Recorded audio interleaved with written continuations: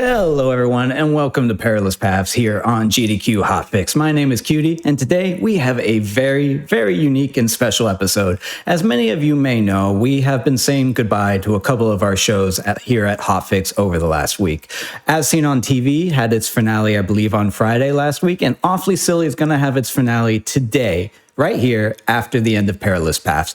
So both of these shows have been on for a little while. They have amazing hosts, good friends of mine, and I wanted to pay a little bit of tribute to everything that they've brought to Hotfix and GDQ over the last few years. So today, we are doing Awfully Silly Secret Agent games, and it's going to be a really good time. We have some bangers today. I'm looking forward to this. First up, we have 100 Fires, The Rising of Red Star, Any Percent Trilogy. That's actually going to be 3 games, masquerading as one. That's going to be super fun, run by Taneko. Then we have G-Force, Any Percent Secret Special Agent, sorry.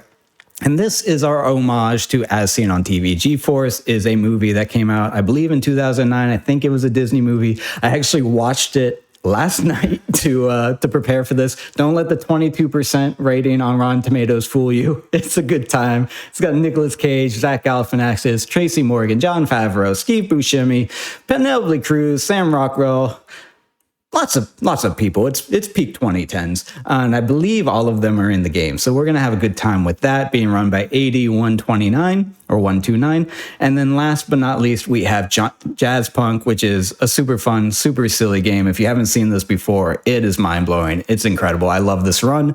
We're doing glitchless with Osmorn, and if you stay tuned until the very end, or if you leave and come back, whichever, I won't judge you. But if you stay tuned, we do have a special surprise at the end of the show, and then of course, we will segue into Awfully Silly's finale, which is going to be a finale based on previous runs that they've done over the previous 4 years, as voted on by you, the viewers and fans of the show. So that is going to be absolutely incredible send-off.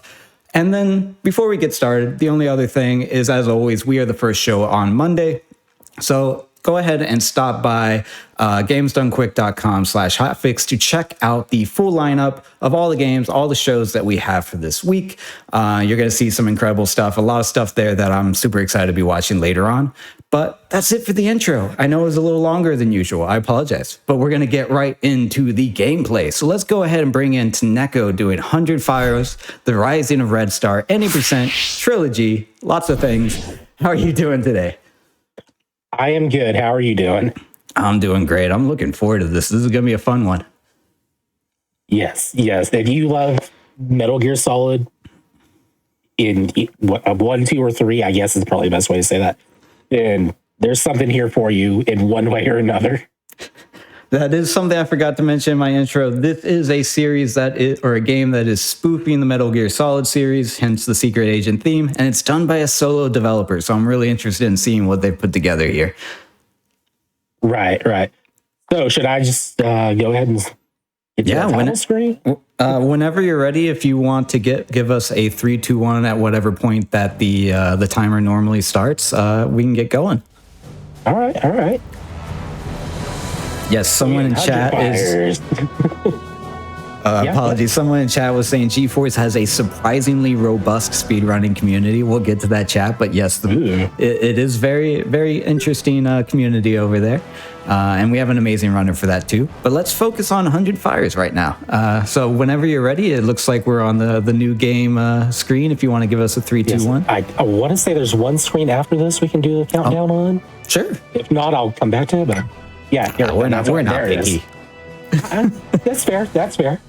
All right. Oh, the game is fiction. That's good to know. Yeah. I hope so. All right, we're ready. So 3, 2, 1, go. Good luck. Have fun. Of course. So right now we're trying to escape with our family. Everything's on fire. Everything is not awesome right now. And there we go. Bear with me.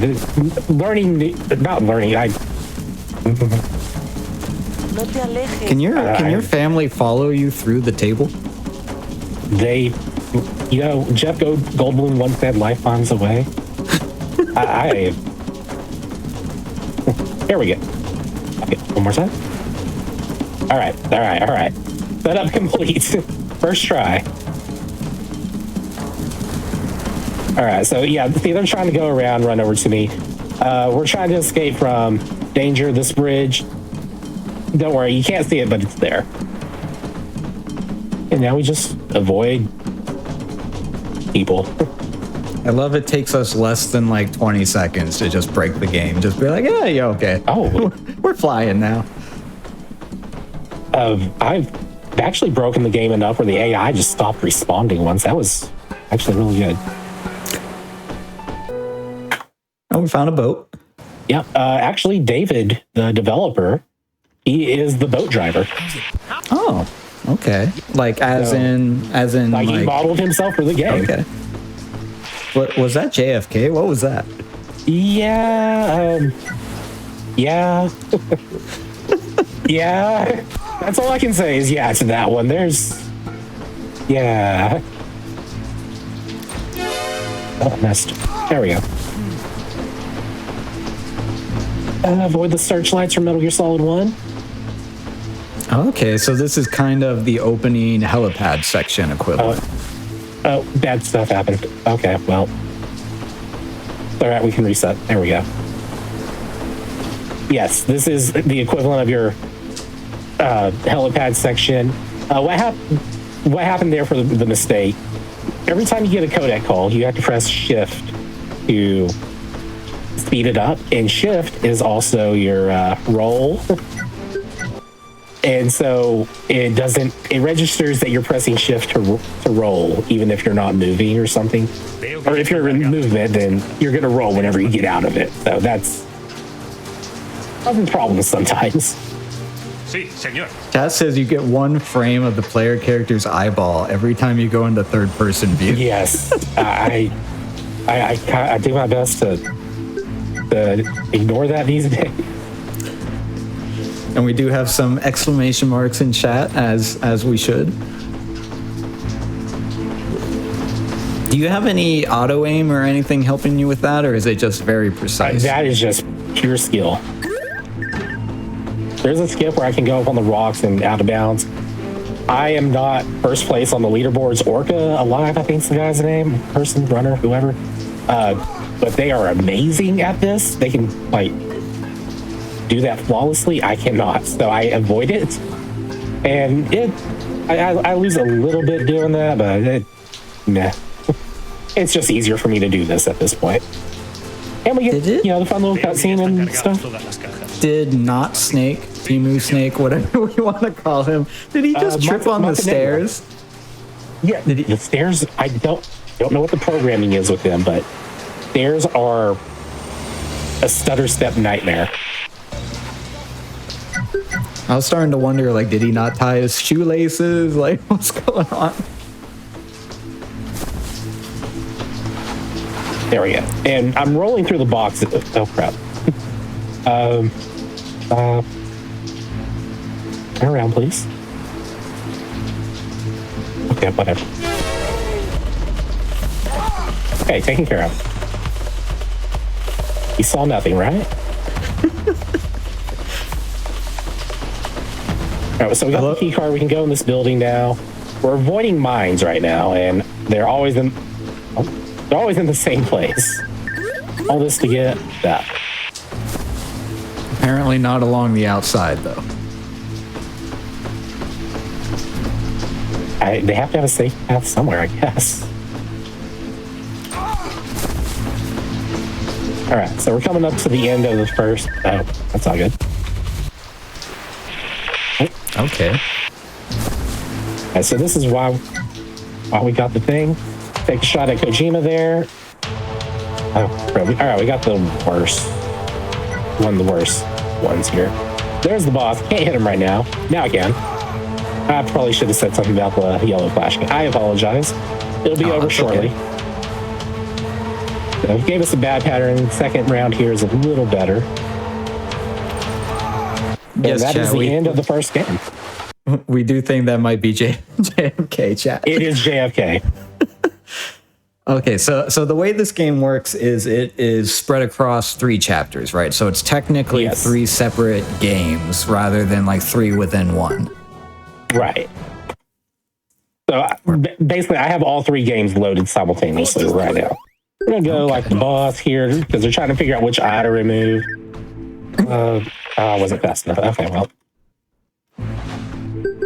Do that to reset that, do that. And if anyone can tell me where to get this poster right here, I would be ecstatic over that.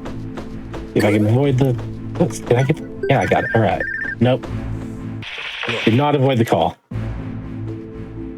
How was there already a hole in the wall? Did your character dig that out with a spoon or something, or like that just was already there? They just forgot to cover.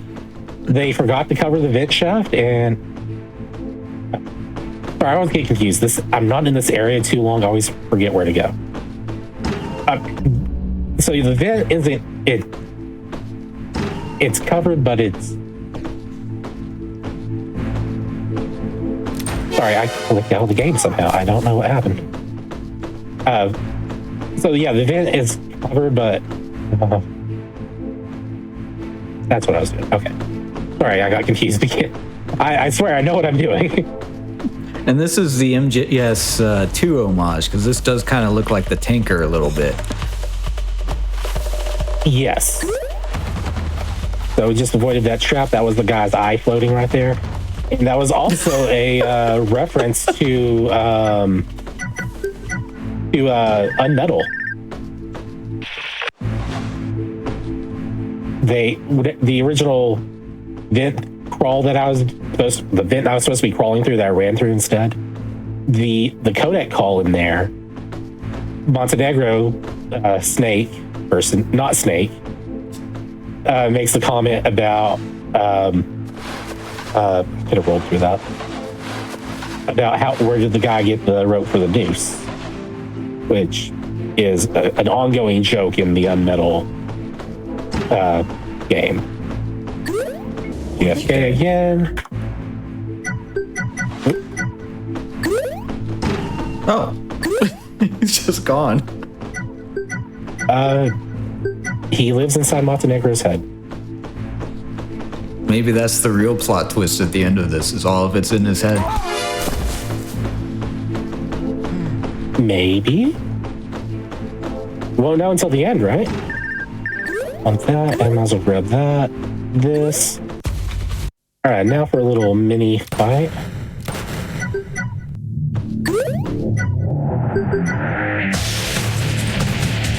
I apologize that the rock music's too loud, just enjoy it. I like how it just says gun bullet.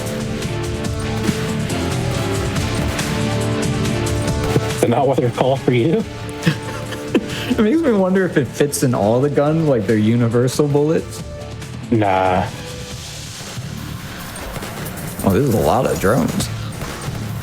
It's kind of like a mid-boss thing between sections.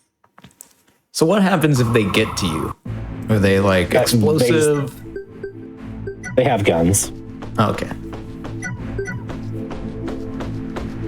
Or at least I think they have guns. If you ever... You're like, I haven't seen it in so long, I have no idea. Right. If anyone is interested in playing this, the first two games are definitely on Switch.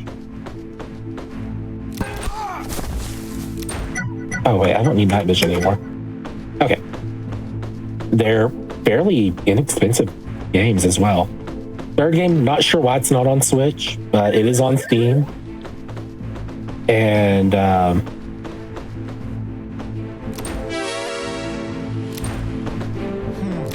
there we go. I want to say you can get all three games for less than like $25 as well. Or about 25, somewhere in that range.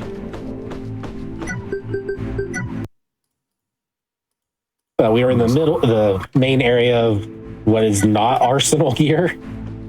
And now we're just going off to the sides and doing stuff. So if you want to buy the bundle on Steam, it's actually 50% off right now for $6 for all three games. Oh, wow. Hashtag not an ad.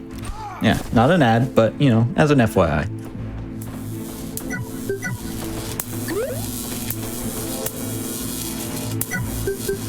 Oh, we got some cardboard boxes in chat. Can you run around in a cardboard box? Surely you can run around in a cardboard box. Montenegro like stuff is... There we go. Likes to up his game. Does that look like cardboard? I mean, it's a better workout, right? It's a little heavier. Now, if you could like roll out of that in splinters or something, like that'd be really cool. But you know, solo dev, I can only ask so much. I'm here for the Stalin poster in part 3. Okay. Is Stalin? Is that in part, no? It's in this. It's in part 2. Yes, there we go. We'll see the Stalin poster here in a minute. Although I've already walked past a couple of them. Okay. Great time for a phone call. And I forget, you can hold people up in this game. I'm trying to speed read some of the codex, and all I saw was, she wasn't a woman. I don't know what that's related to, but you know. I don't know either. It's been a moment since I've played normal cutscenes and stuff. That's what I need to do, like an incentive for cutscenes. It looked like you might have had a controller in your item pack there too. Probably the gas mask. Okay. So this guy used to be a real pain to fight. Robo Stalin, that's his name. Anyway, there we go. You're just softballing. I like how the cutscene was something completely different. They expect you to fight him with the RPG. Oh, I need that. They expect you to fight him with the RPG, and for some reason he is in permanent low poly mode away from me, so it always looks weird. And we have put up a poll up in chat for which ending we're going for. There's two options, family and Santa, if you want to give a little, maybe not an explanation, but you know, just want to speak to that at all. Your ending, that's all we're saying. I completely forgot about that. I'm glad you remembered.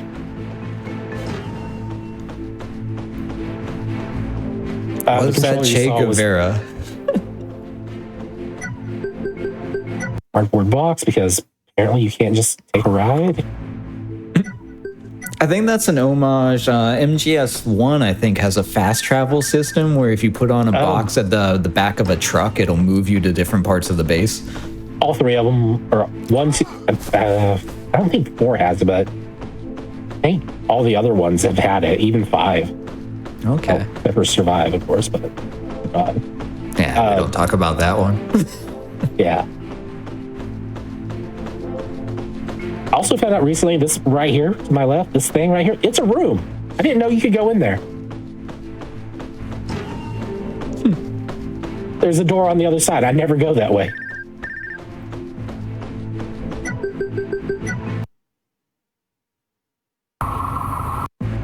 Yeah, I'm pretty sure that's like a SNES controller or something in your inventory. It's the night vision.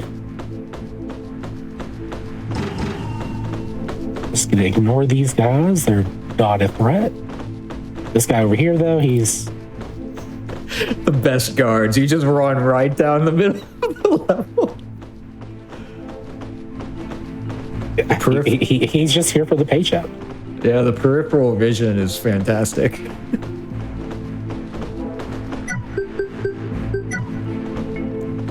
Boom.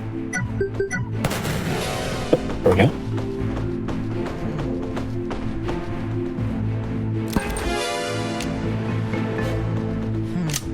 Oh my gosh, reload, please. Thank you. There is some reloading issues occasionally. I like how he just had the question mark and just kind of slowly walked forward for like 10 seconds.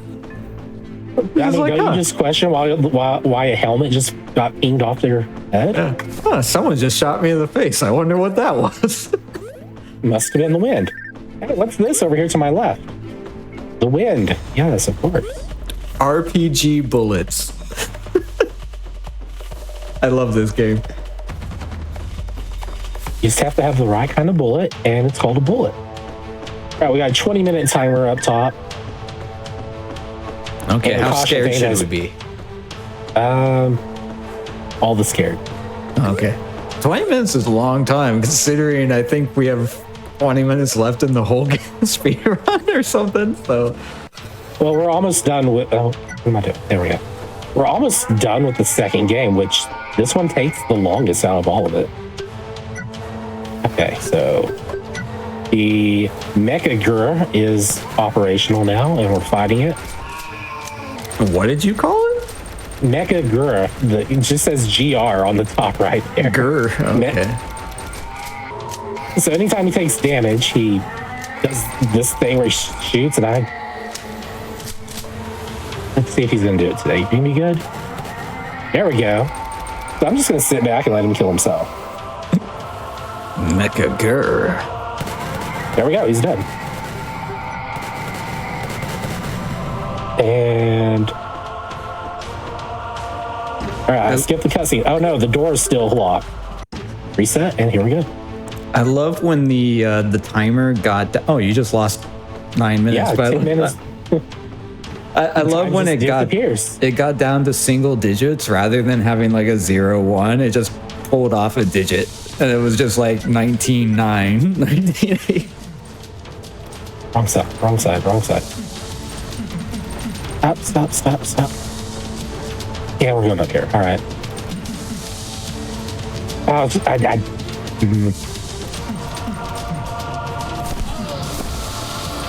Give me a sec. I need to concentrate here.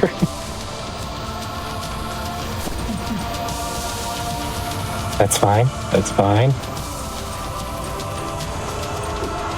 Okay, I think we're good.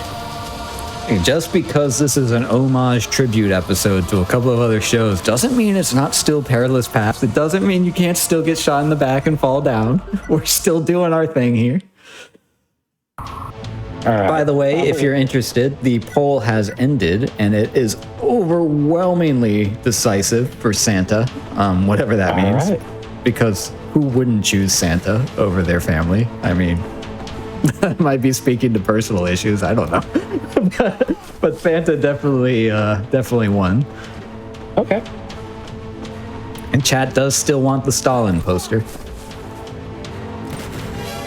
I think I already looked at the Stalin poster. Oh, chat, you missed it. You weren't paying attention.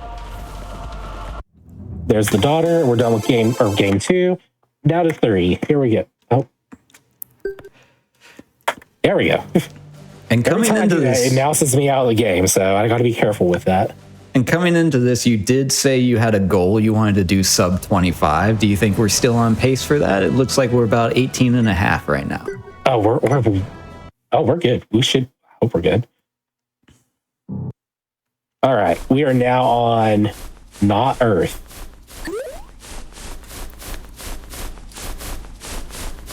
Stuff has happened. We blew up an enemy base. We are somewhere in a plot that would probably make Kojima blush a little bit.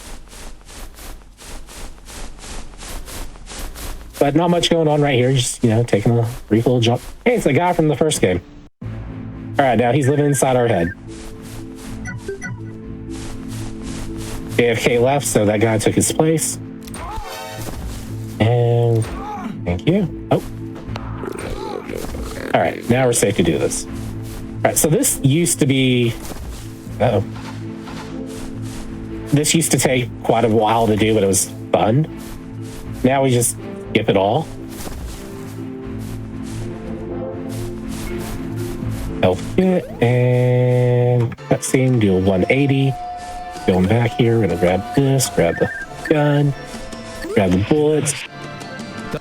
Trying to turn around and not die. Oh, was that like another big boss? Like, it kind of looked a little bit like you. It was the guy we had the sniper fight in the first game with. Okay. He's living in our head, and now JFK is right up there. And what? I did not have that on my bingo card today. Is that a snake? It is a submarine with our wife as the core. Okay. And we beat that, and now we're in VR. We're in the Metal Gear VR missions, and not Kojima wanted to talk to us there. I am operating solely off the map at the top of the right of the screen, by the way. Ray says in chat, he's living in our head, and now JFK is right up there. What a sentence. This game's fantastic. I did see there is a ladder scene. We're gonna skip the ladder, unfortunately. It how has its could own you? song. How could you? We saving time, man. All right, we might have to put the MGS song during the break screen. Okay, gun, need gun. Oh, this is definitely the fight at the end of MGS 3. Yep, the fight against the boss. The boss. This is not the final fight. We're still a ways off. I did see that we did get a couple of subs and channels, so I do want to say, first of all, thank you for supporting Hotfix with your subs, but your Prime Gaming subs, your gift subs, your bits, all of your contributions do help keep making our show. I can't talk. Do help us keep running these shows and building out the community. So if you're enjoying the stream, do consider subscribing for exclusive emotes, ad-free viewing, access to chat during replays, and you can always support the stream just by sharing the amazing content. Let your friends and family know that you're watching something like this. It's incredible. So whatever it is, every little bit counts, and we do appreciate it. You were only designed to look like. Sorry, I cut you off there during the incredible boss fight. You missed out on codec with and that was a lightsaber? Yeah. He's saying that we're more pathetic than Jesse Fox, which is the guy from Unmetal. We had a codec call from David, and I think he's also one of the guys that'll shoot me. Yeah, there's David right there shooting us. From this place, I get the inspiration. We all want to be. Okay, where are you at? Okay, he's far away. I think this is the last. Yeah, this should be the last one. Nope, one more. Nope, I miscounted somehow. There we go. All right, the auto scroller section. Ooh, our favorite. Oh, flip that for safety. And up.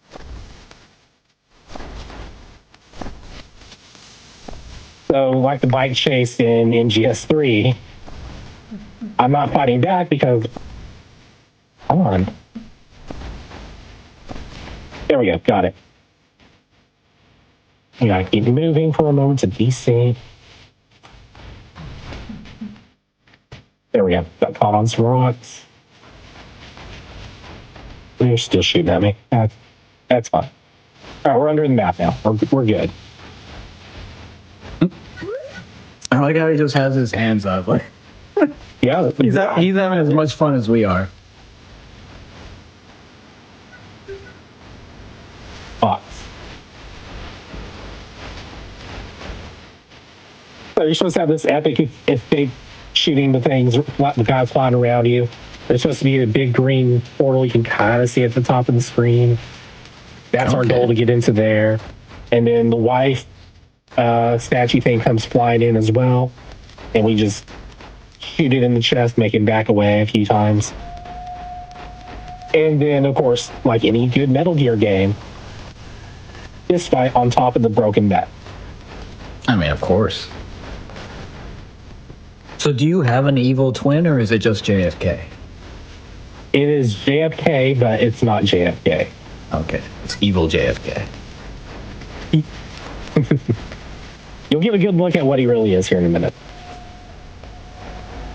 I mean, if it's anything like Senator Armstrong, which is like an all-time villain for me, if anyone played Metal Gear Rising: Revengeance, if you haven't, go look it up. Great game.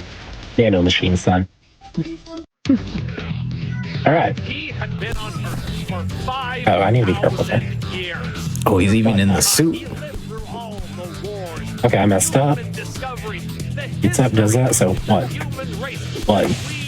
What? I'm saying one because he is stun locked.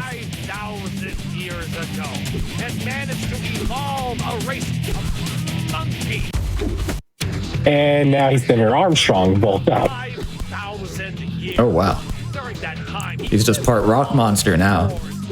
Yeah, instead of saying 1, this one is 1-2. And he stays stun locked. I like how you're counting it out like an actual shadow boxer. You're like, 1, 2, 1, 2. Okay, don't hit me. to eventually become our slave. They exploit Oh. resources of I don't get hit, we're good. and we will send them to our Okay. What won the thing? A repeater is a quantum. Santa by a large Santa. margin. All right. You ready to end it in 3, 2, 1. Fine. GG's. I mean, I think, oh my goodness. I'm just going to watch this for a little bit. Like, but if you want to do a little bit of outro, let the good people know where they can find more about you. If you have any shout outs, you want to talk to the community, the developer, anything and everything, now is your time while we're watching whatever this is. One, thank you to David for such an amazing game. Getting to dance with Santa? I mean, what more could I ask for? Shout outs to... let's get that off screen. Shout outs to the... oh, God. Shout outs to the Nintendo Oki community, the procedurally generated community, even the possibly bad community. You guys are all awesome. Shout outs to all my friends and family. And shout out to my girlfriend. You're awesome, Zuli. Love you lots. And with that, that's it. Yeah. And I will be the father that this. All right. Well, thank you, first and foremost, for showing that. I told you, chat, we're doing an awfully silly homage. Hopefully, after seeing that, you'll agree we're delivering. Before we go to a quick break, I do want to let everyone know that you can always, if you're looking to get more involved with the GDQ community, if you're looking to get more involved in speedrunning in general, you can always join the official GDQ Discord and add the hotfix role to stay in the loop on upcoming events, chat with staff like myself and more. So you can use !Discord and Twitch chat for an invite and more information. And as we're at a break, that is an amazing time to do it. But otherwise, give yourself a couple minutes, grab some water, stretch. We're going to be right back with G-Force. It's an incredible game. Like I said, it's got Nicolas Cage in it. You're not going to want to miss it. So we'll be right back in just a few minutes. Bye, everyone. Hello, everyone, and welcome back to Perilous Paths here on GDQ Hotfix. As always, my name is Cutie, and we are in the middle of a special tribute episode to the 2 Hotfix shows that are leaving us this week. Of course, As Seen on TV had their finale last week, and then Awfully Silly is going to have their incredible finale right after this show, so don't go anywhere once Perilous Paths is over. But today, right now, we're going to be doing GeForce Any% Special Agent. Now, this is our homage to Awfully Silly Secret Agent games, but this one in particular is based on a movie, as we talked about. It's got Nicolas Cage and Tracy Morgan and Zach Galifianakis. I hope the voice acting is in the game, but I watched the movie yesterday. It was a lot of fun. So let's go ahead and check this out with Ad129. How are you doing today? I'm doing really good. It was first day of classes. That was interesting. Hopefully you didn't skip too many to be here. Oh, no, don't worry. They were all in the morning. Okay. Yeah. Hello. Yes, I am Ad129. And yes, this is in fact GeForce. If you've heard of the movie, yeah, there is a video game of that. And so, I'm currently running the Any% version, but you also see that special, in parentheses, special agent. So before we go into the run, I'll explain what that means. So as you see here, we have 4 different levels of difficulty. So normally in Any%, if you're doing a normal Any% run, you would run on easy because you have 10 lives, all the sorts. However, you see that there are 2 others. But Special Agent is actually the one you unlock after beating the game for the first time. And so we're going to be running on Special Agent for today. And so this game mode, and we'll explain it more as we actually get into the run. But this is not an easy mode. As you can see from the jump of 10 lives to 2 lives, like that's already drastic. But yeah, so time won't immediately start. There's an intro cutscene. I will count down when time starts. So I'm just going to click that. And so, yeah, so GeForce is based on the movie. And so this game was released in 2009, July 21st, specifically, if I remember. I did my research 2 days ago. So the movie also came out July 19th. We'll get into it. Time starts in 3, 2, 1, and go. Good luck, have fun. All right. Awesome. So yes. So as you can see, there's really, this first level is training. This is very much easy because you're learning how to basically play the game. So like here we just learn all the basic mechanics. So like here we learn to use our plasma gun, which is gonna be our primary weapon of the game. Here we learn to defeat enemies. And then here's where we're gonna see the other difference of Special Agent, which is enemies have more health than something like Easy. So those waffle irons, and we'll get into those waffle irons story-wise, but they normally require you to do 2 to 3 shots to kill them. However, I had to kill them with 4 shots since we're on Special Agent. And so that's another major difference. And so this run requires us to route our ammo very intelligently. And in regular 80%, we already run out of ammo commonly. And so here, you can just imagine the routing we would have to do. All right, so yeah, this is the end of training. My small yap session is over because, again, training is a little bit boring. So now we're into the actual game. And so this game is broken down into multiple chapters. And so there are 4 main chapters. We're currently in chapter 1, which is Saber's Mansion. So going into the story, basically, GeForce is a special agent team where we are guinea pigs and just in general animals. So you'll see like a fly and a naked mole rat, just trying to stop any evil that's going on in the world. And so our current mission is to go into this mansion to see what's happening with SaberSense, which is an appliance company. By the way, here's our first glitch. It's going to be focused because this one's a little bit difficult. Okay, that is a normal outcome. So that is a good time to explain what happens when we're out of bounds. So there are 2 types of out of bounds in this game. There's a death barrier out of bounds, and there's also a non-death barrier out of bounds. So with a death barrier out of bounds, there's a plane where you can get a death and you'll be able to respawn quickly.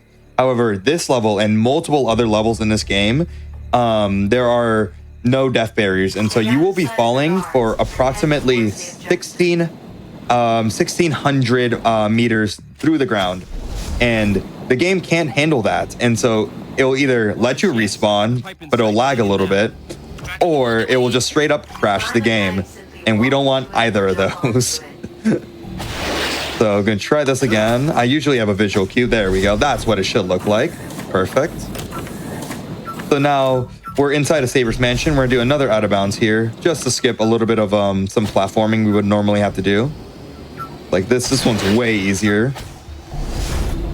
And then as you notice, our main character, Darwin, is a guinea pig, and he has a kind of like a jetpack type of thing. Basically allows us to go up into multiple different heights, and that is how we're able to kind of maneuver through everything. Because if you might have noticed, and I said it, we're a guinea pig, so we're pretty small in comparison to humans, and we'll be seeing some humans very soon, and you'll see that we have to really be smart. Here we get introduced to our side character, who's very important, Moosh. Moosh can go into small areas to help us do some different tasks, such as deactivate cameras and hit switches. Another useful thing that Moosh can do is Moosh can slow down time. So there are fans here that are currently active, but we can slow time to go through them. Just like that. And then another final thing is Moosh can grab onto objects such as key cards, which is what we need for this mission. So you can just do that, and then now we're just gonna fly back to the main area. So yeah, like I was mentioning earlier, the movie did come out 2 days before the games came out, which is really funny to think about. If you look at like the box art for the games, it will like promote like, oh, please see GeForce in theaters right now. Okay, so it yeah. does have character likeness though. I mean, that's sort of building a there. This is impossible. You. All right, so now that we have officially started the countdown, what will happen now is theoretically this stops everything if we did everything correct. However, in the cutscene we just skipped, and we skip a lot of story cutscenes, it actually did the opposite. It actually just completely turned every single appliance that is a part of SaberSense into deadly appliances. And so now it's our mission to escape, because it is a very dangerous situation. And so the first two that we get introduced to are the mice and then the food processors. Both very annoying enemies, but especially the food processors, because the food processors have 3 different variants. There's a poison one, which we just saw, an oil one, which is my least favorite, and then a glue one, which is also annoying because you will just be glued and you can't move. So not much, not that fun to deal with, but that is the end of the first level. Now we're into the second level, exfiltration. Basically, we just now need to escape the mansion or find something to like just figure out what to do. All right. Cavalry's definitely arrived. So here we have some fans. So yeah, you can see this is a very particular situation. Unit 5 Yeah. All right. So now, our current mission is to get to the kitchen, because that is where our next area is going to be. So here we get introduced to so many different enemies within just like 1 minute. It's kind of wild, but it's all right. And then I'm just gonna let this cutscene play out because this is a little bit funny. And his fancy friends eat.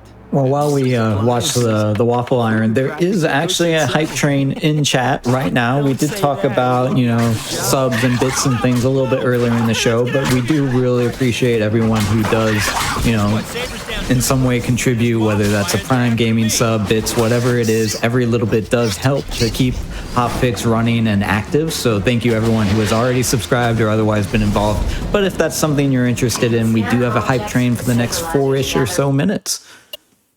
Yes.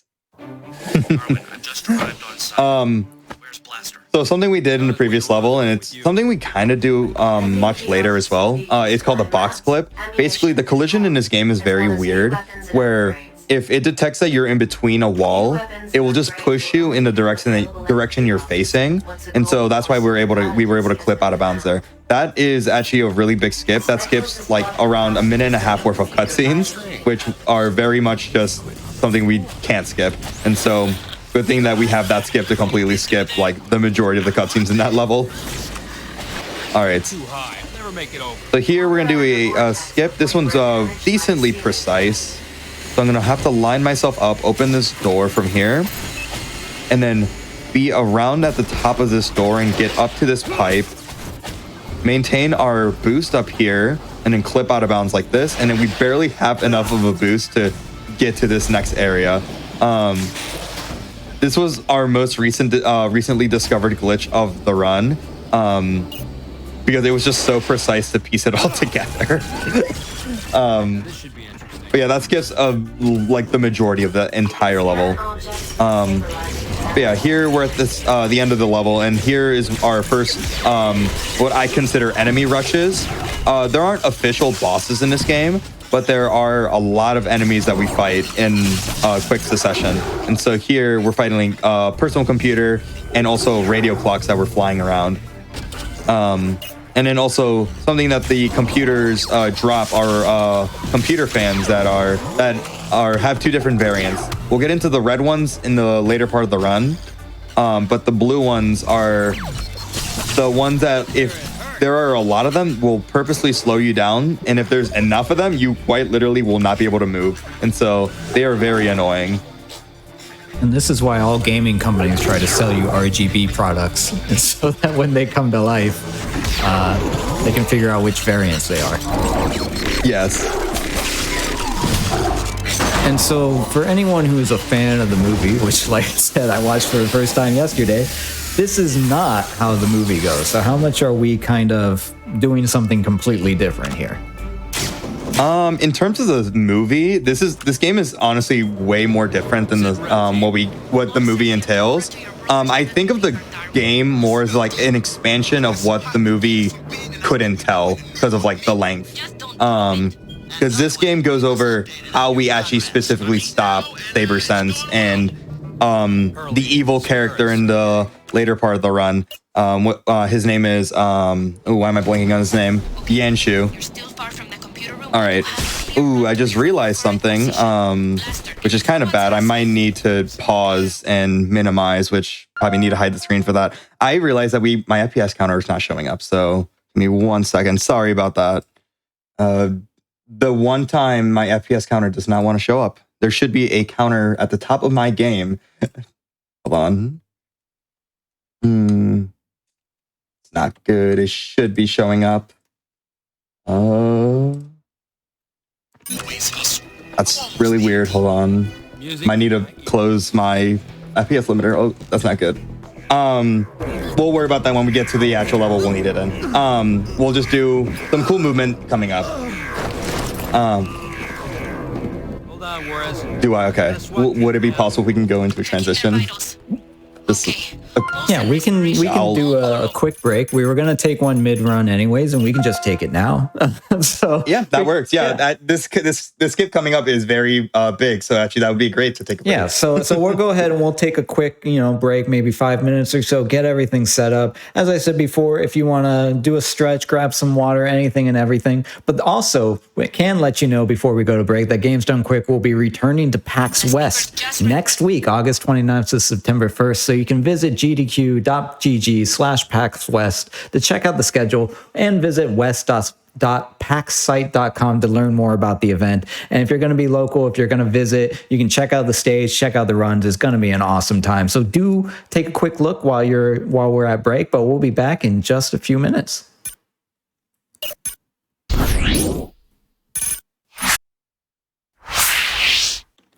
Hello everyone, welcome back to Perilous Paths here on GDQ Hotfix. We are going to hop right back into GeForce for our As Seen on TV homage/tribute with Ad 129. We think we fixed all the FPS issues and everything, so we should be good to go. Awesome. Yeah, we finally got it working. You can see the counter in the corner. Hopefully, neon. Yeah, you should be able to. Neon green, I love it. Yeah, I know. All right, we can begin again in 3, 2, 1, and go. Awesome.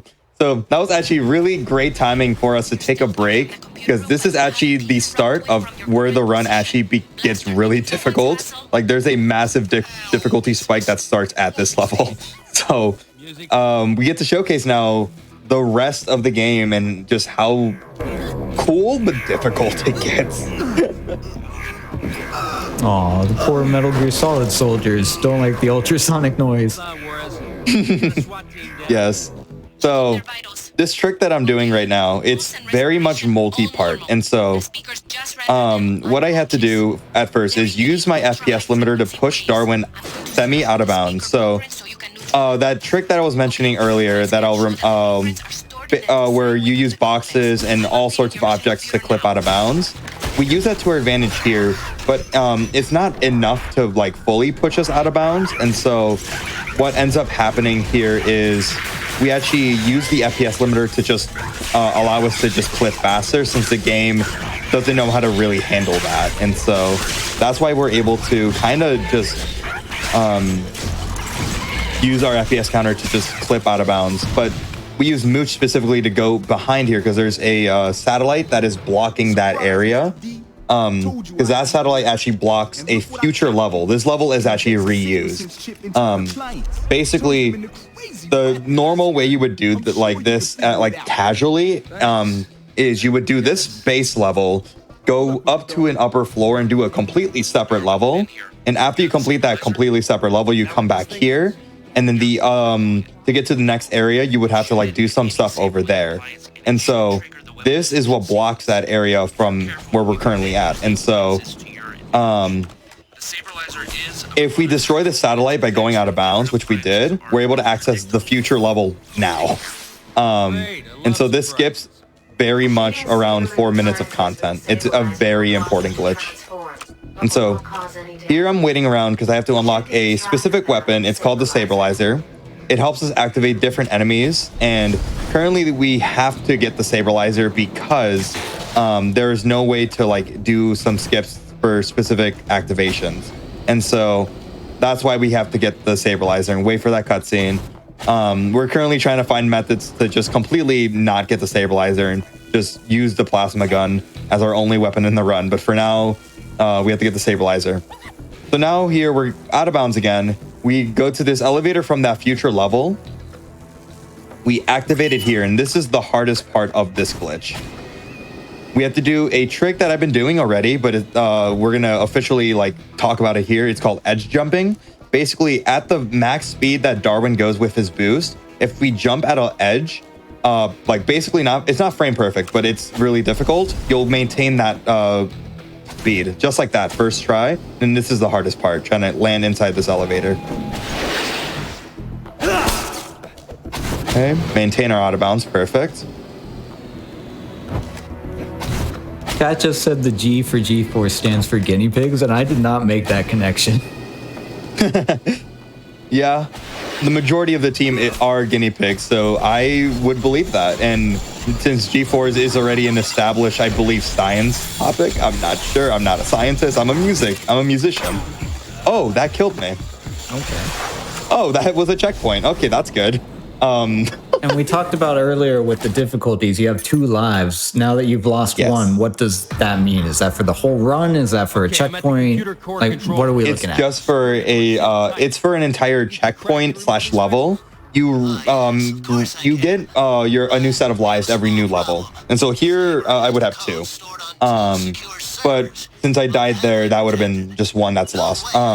So the consequence of losing all your lives in this game is no matter if you like die normally with a checkpoint, you'll be able to respawn. Everything you like progress wise will be like that you've completed. You'll still be able to continue from there. However, if you lose all your lives, since it's basically like a game over, what ends up happening is any progress you made in that checkpoint, you'll have to redo. And so in a category such as this, where we do a lot of out of bounds and some of them are really difficult, that could be really detrimental. And so that's also the reason why the estimate is much higher than my normal any % estimate, because it just makes the whole run more volatile for certain levels. So yeah, we got into this area with our FPS counter again. You can actually do that one without it, but it's much easier with it. Just another instance of using our FPS counter to our advantage. Here we have our first quote-unquote boss. It's not that bad. Just shoot the satellite and just shoot this torch like 10 times. And it eventually just like gives up. Just like that. So yeah, and then that's the end of our first chapter. It did look like you took quite a bit of damage there. It seems like maybe 3-ish hits and you'll die. 3 to 4? Around, yeah. Different enemies deal different amounts of damage, and so like a torch there, like especially like the missiles that they shoot, they deal quite a bit of damage. And so that's another important thing about especially like later on into the run, we have to health manage very, very like intelligently, because if we don't manage our health, what will end up happening is we'll just be dying more often, and then since we have only 2 lives, you know, you can guess from there what will happen. But yeah, so here we're in our first transitional level. This is the RDV, or the Rapid Deploy Vehicle. Basically, this is just us escaping the mansion and going into the next area, which is actually the production facility, where all the appliances, all the technology is made for these appliances. And so that's gonna be our next mission. It's this is my scariest section, because quite literally all the most difficult glitches are in this section. And so this next section coming up, or this next chapter, is where I will have to lock in for the majority of it, because again, they're just very much a lot of difficult glitches. And so, but they're all very awesome to watch. Well, it sounds like you came on the right show then. It's Perilous Paths. We can't make it too easy on you. We got to put you on the highest difficulty. We got to give you the tough glitches. Awesome, yeah. Yeah, not much to really talk about here. This, again, it's just transitioning into the next level. So if you have any announcements to make about anything like PAX West, or just anything in general, now would be a great time. Yeah, I'm always happy to make announcements. We talked about PAX West a little bit earlier. Hopefully I didn't stumble over my words too much for that. But we do also have Games Done Quick Express, which is returning to TwitchCon San Diego from October 17th to 19th. And you can learn more about that at twitchcon.com, and stay tuned for the schedule coming up in the next month. And we can also talk about, I saw someone in chat ask about Black in the Flash. Black in the Flash is a community that uplifts and connects Black speedrunners of all levels, hosting special events throughout the year to raise money for charity and celebrate Black voices in the speedrunning scene. So if you want to learn more or apply to get involved, at gdq.gg/BAF, and follow at blackandaflash.bsky.social on Blue Sky for the latest updates there. Awesome. All right, so now we're at the end of the level. So yeah, this, like I was mentioning earlier, this next section coming up is very difficult. So this next level that we're about to do has one of the most difficult glitches in the entire run. But it's also, it saves 7 minutes, first of all, and two, it quite literally, it's very cool to watch the process. And so it's very much multi-stepped, because there are things you have to do to set it up, and then things you have to do movement wise, and then you have the actual glitch that will get you there. And so basically, and we'll be seeing it when we get into the level, but there's this kind of animation when you activate appliances, and so we'll be using that to our advantage. Also, here's our kind of the only time we see all the all of the people helping us. So we have Juarez in the bottom left corner. We have Blaster in the bottom right. And then we also, I believe we saw Speckles. Speckles is a very important character in this game, because Speckles is our person telling us what to do next, because we're kind of just following what Speckles is saying. And so, going into the context of the previous chapter, Speckles told us to get to the computer core to shut that off.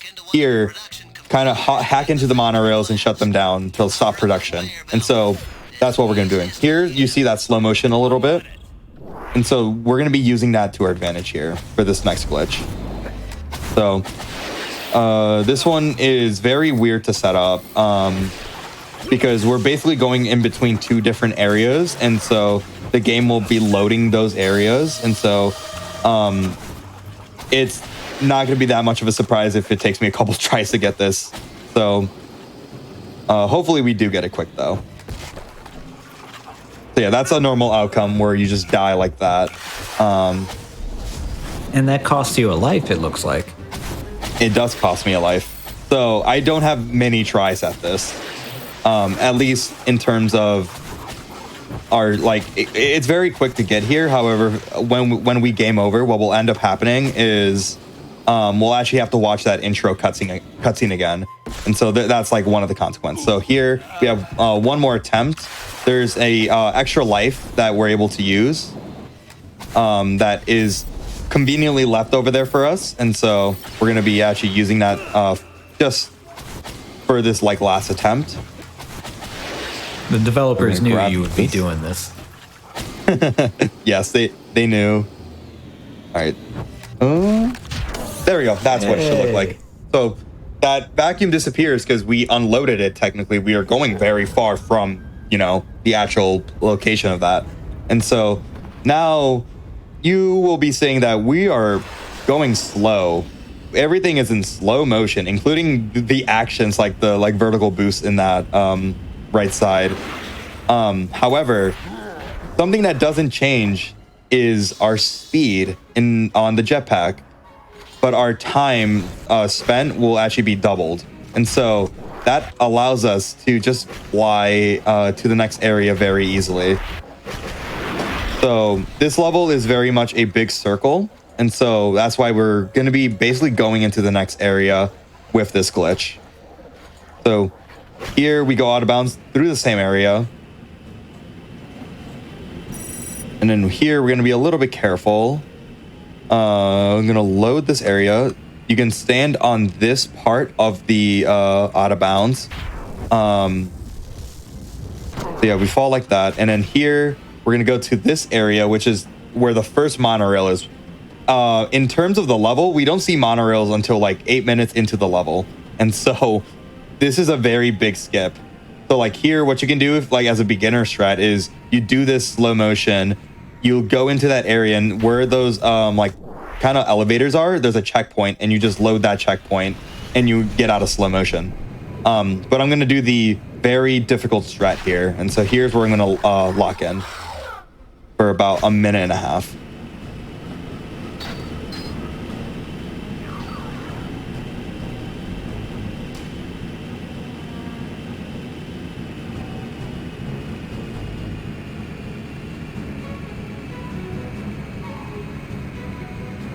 Well, as we watch this, I don't want to still sit in silence for a minute and a half. So I can talk about other things we have going on here at GDQ and on Hotfix. So, for example, Frame Fatales, GDQ's all women and femme speedrunning Got it, community. by the way. Awesome. Sorry, you said a minute and a half. I thought I had time. Yeah, that's my fault. I mean, Frame Fatales, yes. Well, I'll finish that thought. But congratulations on being a minute and a half quicker. Frame Fatales, yes. GDQ's all women and femme speedrunning community is preparing for its next event, Flame Fatales, which will be running from September 7th to 14th, and the schedule is now live at gamesdonquick.com/schedule/58. So type exclamation mark. I'm still laughing about how quickly you did that.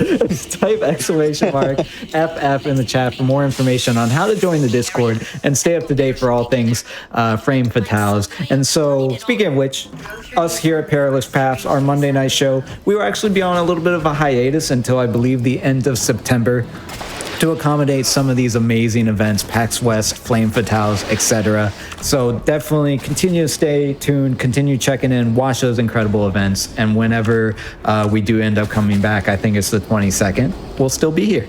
But we won't be on for a little while to make sure that you have the opportunity to watch all those amazing things. Yes. And speaking of Flame Fatales, also nice. That is a really hard thing to get first try. I am running GeForce for Flame Fatales on day one of the event. And so if you want to watch this run again, it will be 6 p.m. Central Standard Time on Sunday, September 7th. The current incentive is to actually unlock special agent mode. And so also that is kind of unfortunate. I loaded the entire level, which kind of messes this whole trick up. So we got to retry all of that. More time to yap. I'm being very distracting. Just blame me. So yeah, so our current one of the main incentives for my run will be these unlocking special agent. So I run the entire run in special agent. And so if you want to watch me go through special agent again, definitely donate during Flame Fatales. It's a good cause. It's amazing. And then another awesome incentive that I'll have for the run is a dev room showcase. And so the devs actually have rooms implemented into the game code, so you're actually able to get into them if you like have like specific like ways to get into them, where you can just see how like they use different like custom levels to like play test their own game. It's really cool. And so if you want to see those dev rooms, that's another incentive that's going to be open during Flame. But yeah, that is the end of Assembly Hub. That skip itself skipped around 5 minutes worth of content. And so we skipped a lot of story in this chapter. Basically, to catch you up in terms of story, we've shut down monorail, so there are no more appliances going out into the world. And then currently we were on a mission to save our good friend Hurley, and Hurley giving us a very useful tool called the grapple. Since we didn't see Hurley, that means we do not have that grapple. And so we're actually going to be seeing some very cool parkour here. And so normally what happens here is these fire extinguishers will light this oil slick on fire. Yes, you heard that correct. Sentences that have never been muttered before. And so normally we would use our grapple to kind of get across this area, but we can do some cool movement here to kind of just not use the grapple since we don't have it. Kind of like this, and then this is the kind of scary part. There we go. Nice. And then this next room is really much just shows how difficult Special Agent is. So here we have 3 different appliances, the CD players, and then mice, and then food processors. The main thing we have to kill here are the CDs. And so what I have to do here, first of all, is to get an immediate ammo refill, because normally in easy mode, these enemies only need 5 hits of damage and then they die. But here they need around, I believe, 8 hits, if not 10. I forget the exact number. And so we have to be really careful. And these CD players, since they have quite like literal blades, they deal a lot of damage. And so this is not an easy section. So that's the first one. That's second one dead. And then this one should be very low. Ooh, it's gonna attack me. Should almost be dead. It stops dodging my attacks.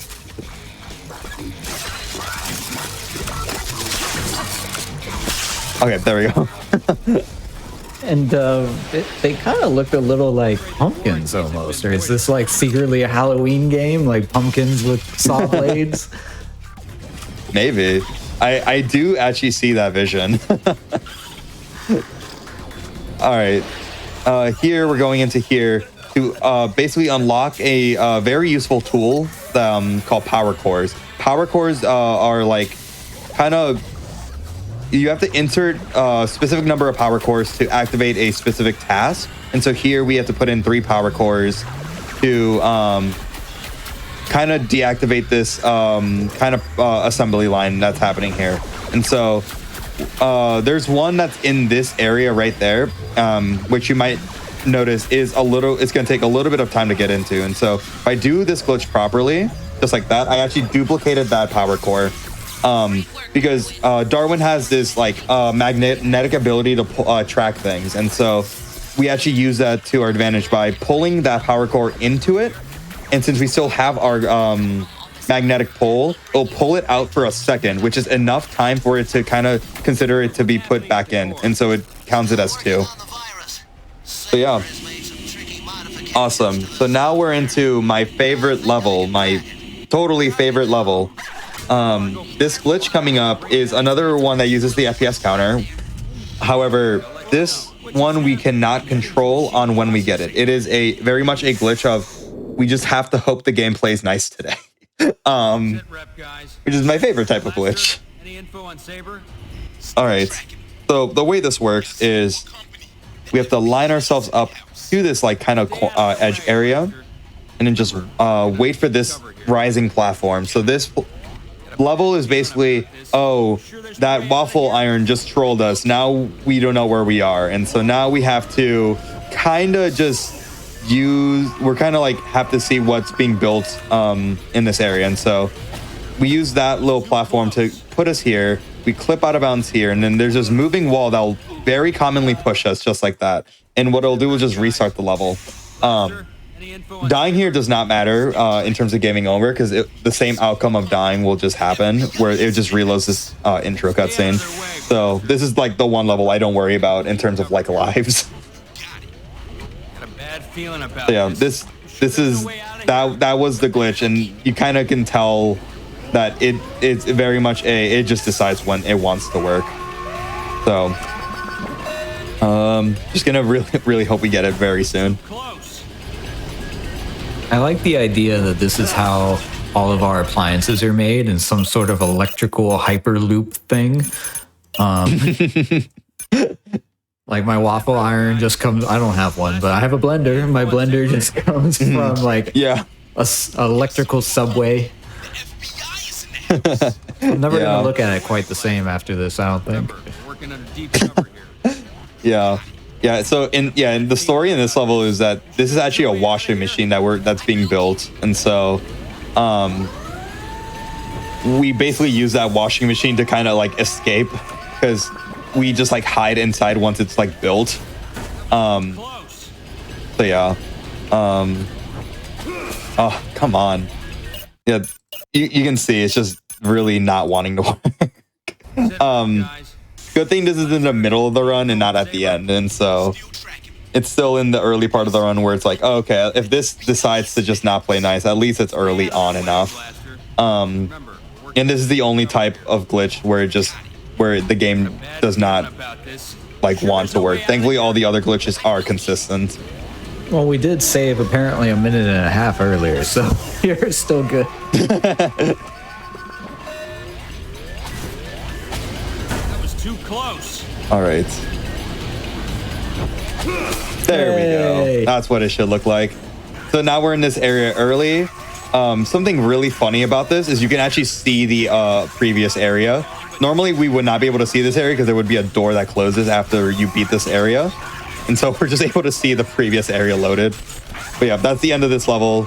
That one was actually discovered like 2/3 days after my hotfix on SCN and TV in January when I ran this game.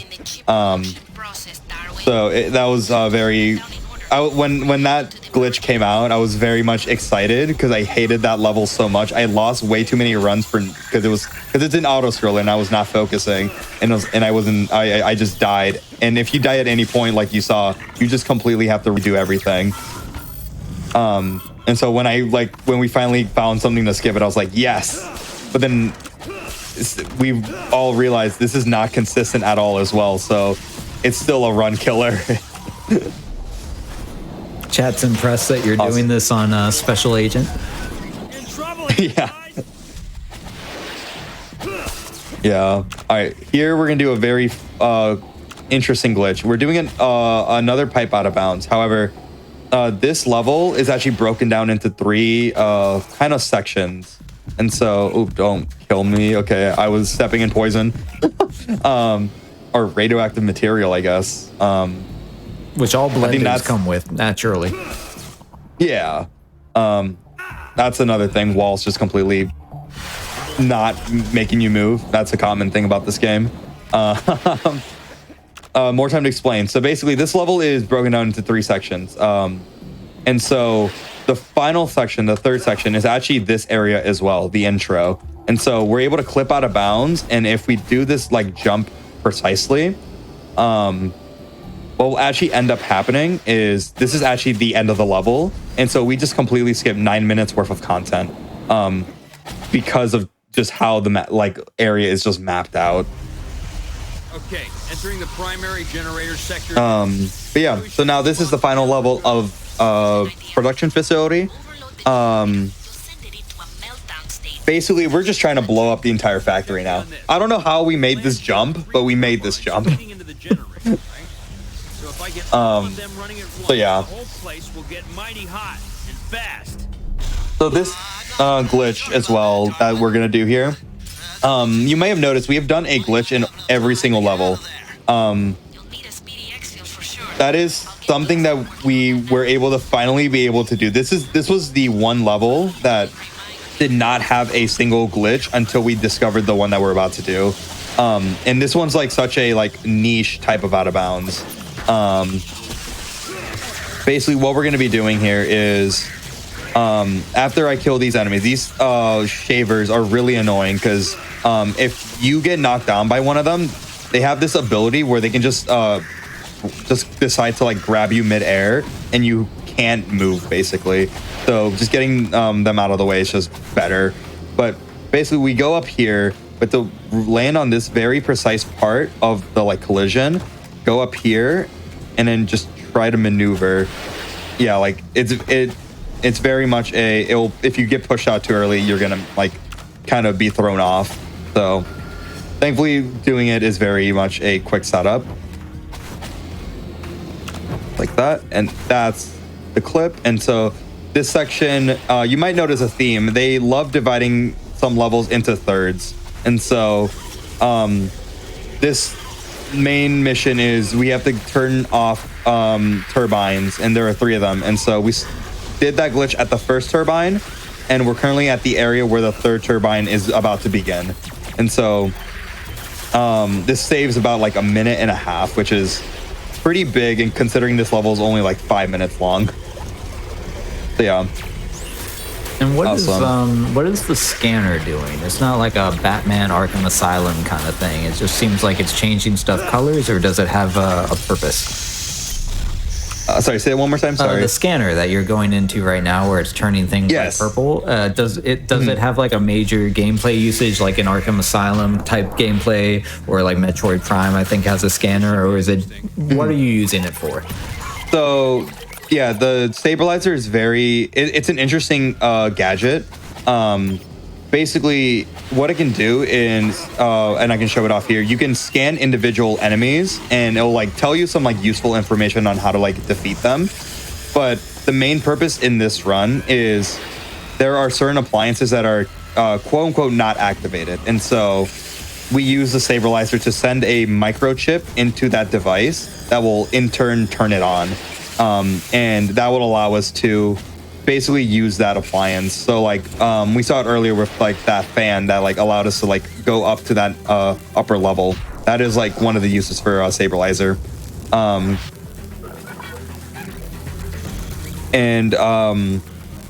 Basically we want to like try to find a skip to like just not use it at all. Like you still have the like weapon technically, or the gadget, but in that previous level from where we started from the break, that is the level where you officially get the weapon, and so that's when you're officially able to use it. And so in the next section coming on, which is the FBI section, yes, you heard that right, FBI section, we'll get into that. Basically we're going to be using it a lot there. And for reference, at least from the movie, the G-Force is an arm of the FBI, or some version of the FBI. I'm not sure about the game, but in this game it's not. Okay. The FBI agents do not know who we are. Basically we're trying to break into the FBI to find Saber in the next chapter, but the FBI does not know that we're doing that. And so a very like funny side plot that is a part of the main plot is Hurley, who you see in the middle car with Darwin, it purposely distracts one of the FBI agents, so he steps away from the computer to investigate, so that we can hack into that computer to find Saber. Because in this game, no one expects a group of like hamsters / guinea pigs to just like be there and like, you know, be useful. And so that's why the FBI does not know that we are actively trying to find Saber. This is giving me like Star Wars, like the tunnel, like when they destroyed the Death Star, like going down the tunnel. If anyone's played any of those X-Wing games, that's what I kind of felt like there for a second. Yeah.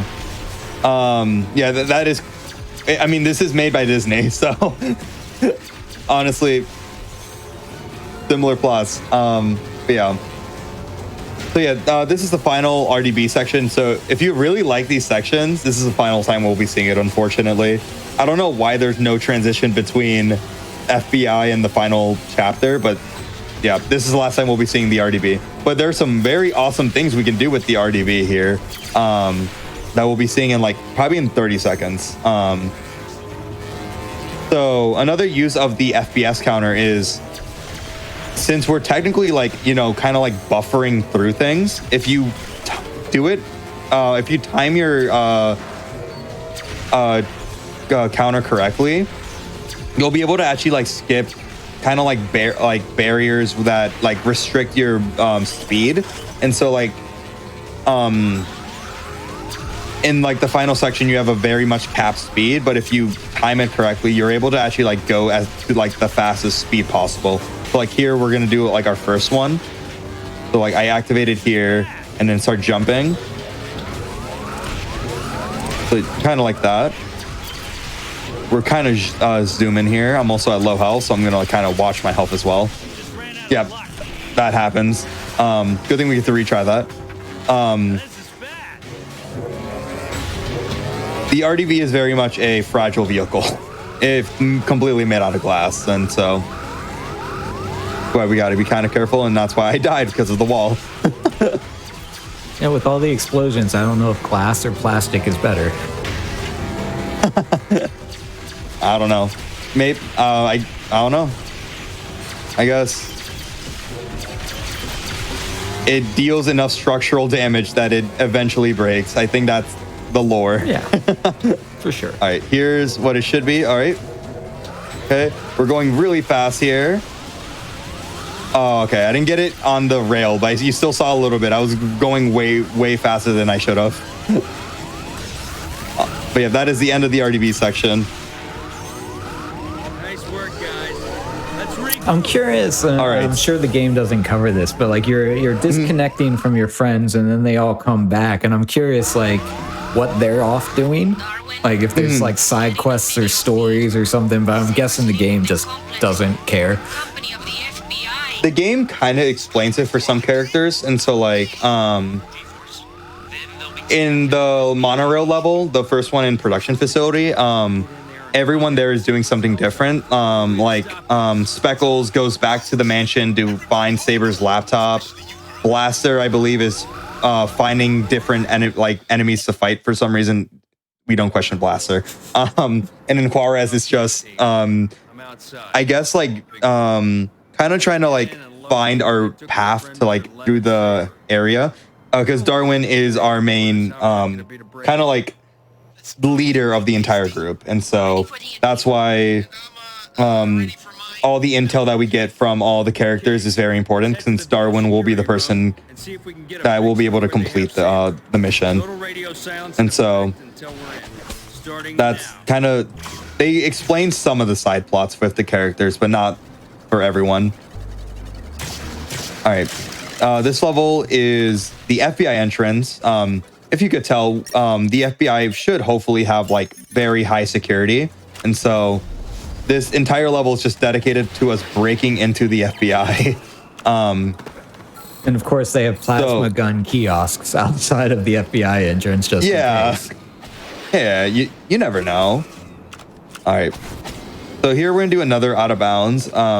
This time, we're trying to get Mooch to stay out of bounds with Darwin to clip it back in bounds. The reason for that is because, as I explained at the beginning of the run, there are two types of deaths out of bounds. There's the death plane out of bounds and non-death plane out of bounds. This is another level that has no death plane, and so we have to maintain ourselves to be in bounds. Because this is the final level, for this the level entry, and so this is the only one you can enter as Moosh for some reason, and so that's why we kind of skipped that entire level. But yeah, now we're into FBI forensics. This level is very much volatile. I will be doing the hard strats, but if we get to 0 lives, I will play it very safe. You gotta YOLO it at least once. I always say, Yeah. it's more on Perilous Paths, you've always got to do the YOLO at least once. Yeah. All right. So here we're going to be doing a very precise jump. This is one of the highest jumps we have to make because we will probably only have like 2 to 3 pixels to even reach this top of the elevator. So I have to pretty much go at the max height here, get a little bit of a boost there, and then kind of do that. And as you saw, like I was practically touching it and it didn't work. That's how precise this is. And so getting it very soon is very much will be very cool. So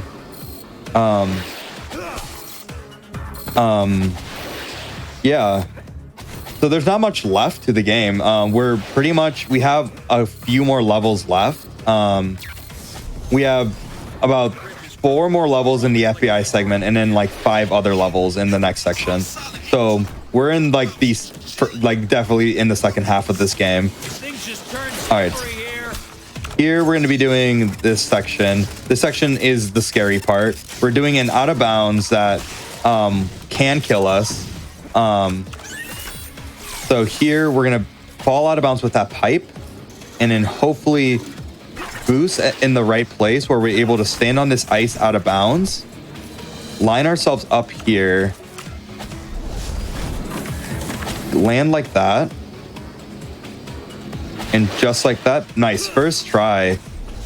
So this is actually the next level, except it's a placeholder since normally the exit will be in this room, you leave through this window and then it loads the courtyard. But since we entered it through the other way, there are still things loaded, so we're able to stand, but we have to load that area so that we are officially in the courtyard level.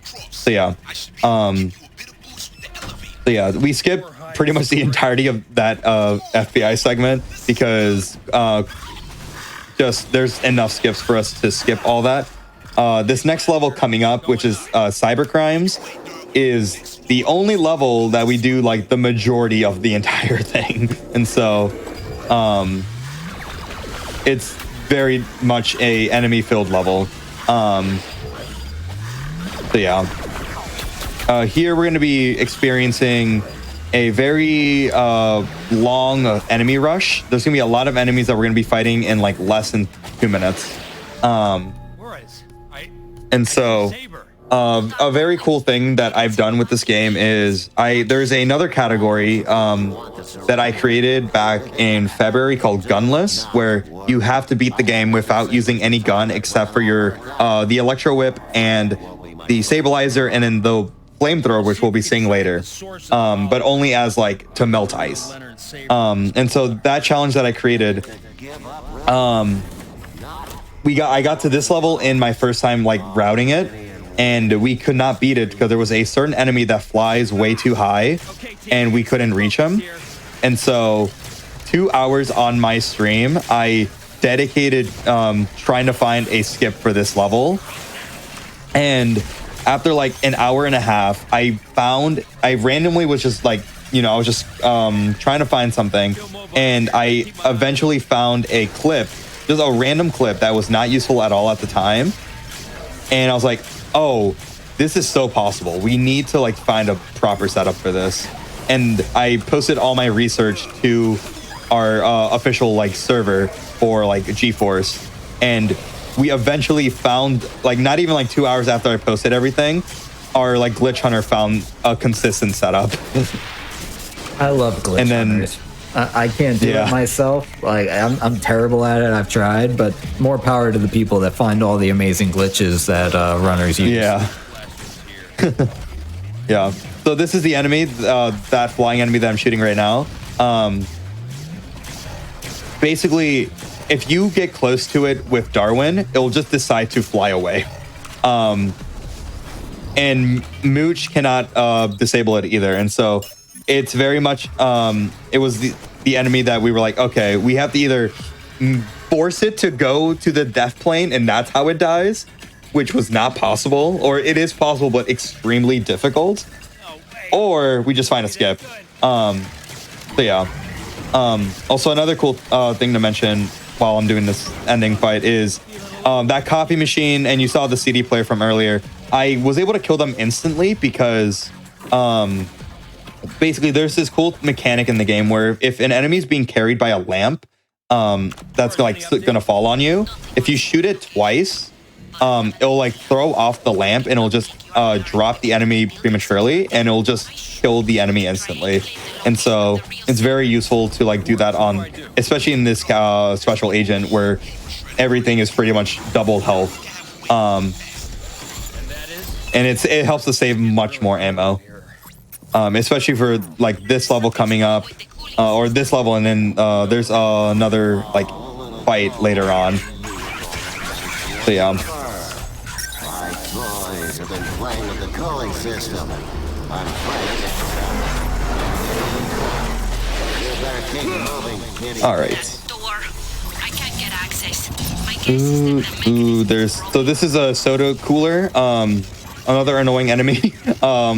Basically, I have to try to avoid the soda cooler because the soda cooler has two mechanics: a freeze mechanic, which will freeze you and it'll make everything so much harder, and then also a soda can like shoot mechanic. And so I'm trying to lead this like hologram to get this laser's attention, and I don't think I grabbed this. I have to go back in this area. Yeah, I was too far. Here we go. Now it's in the right place.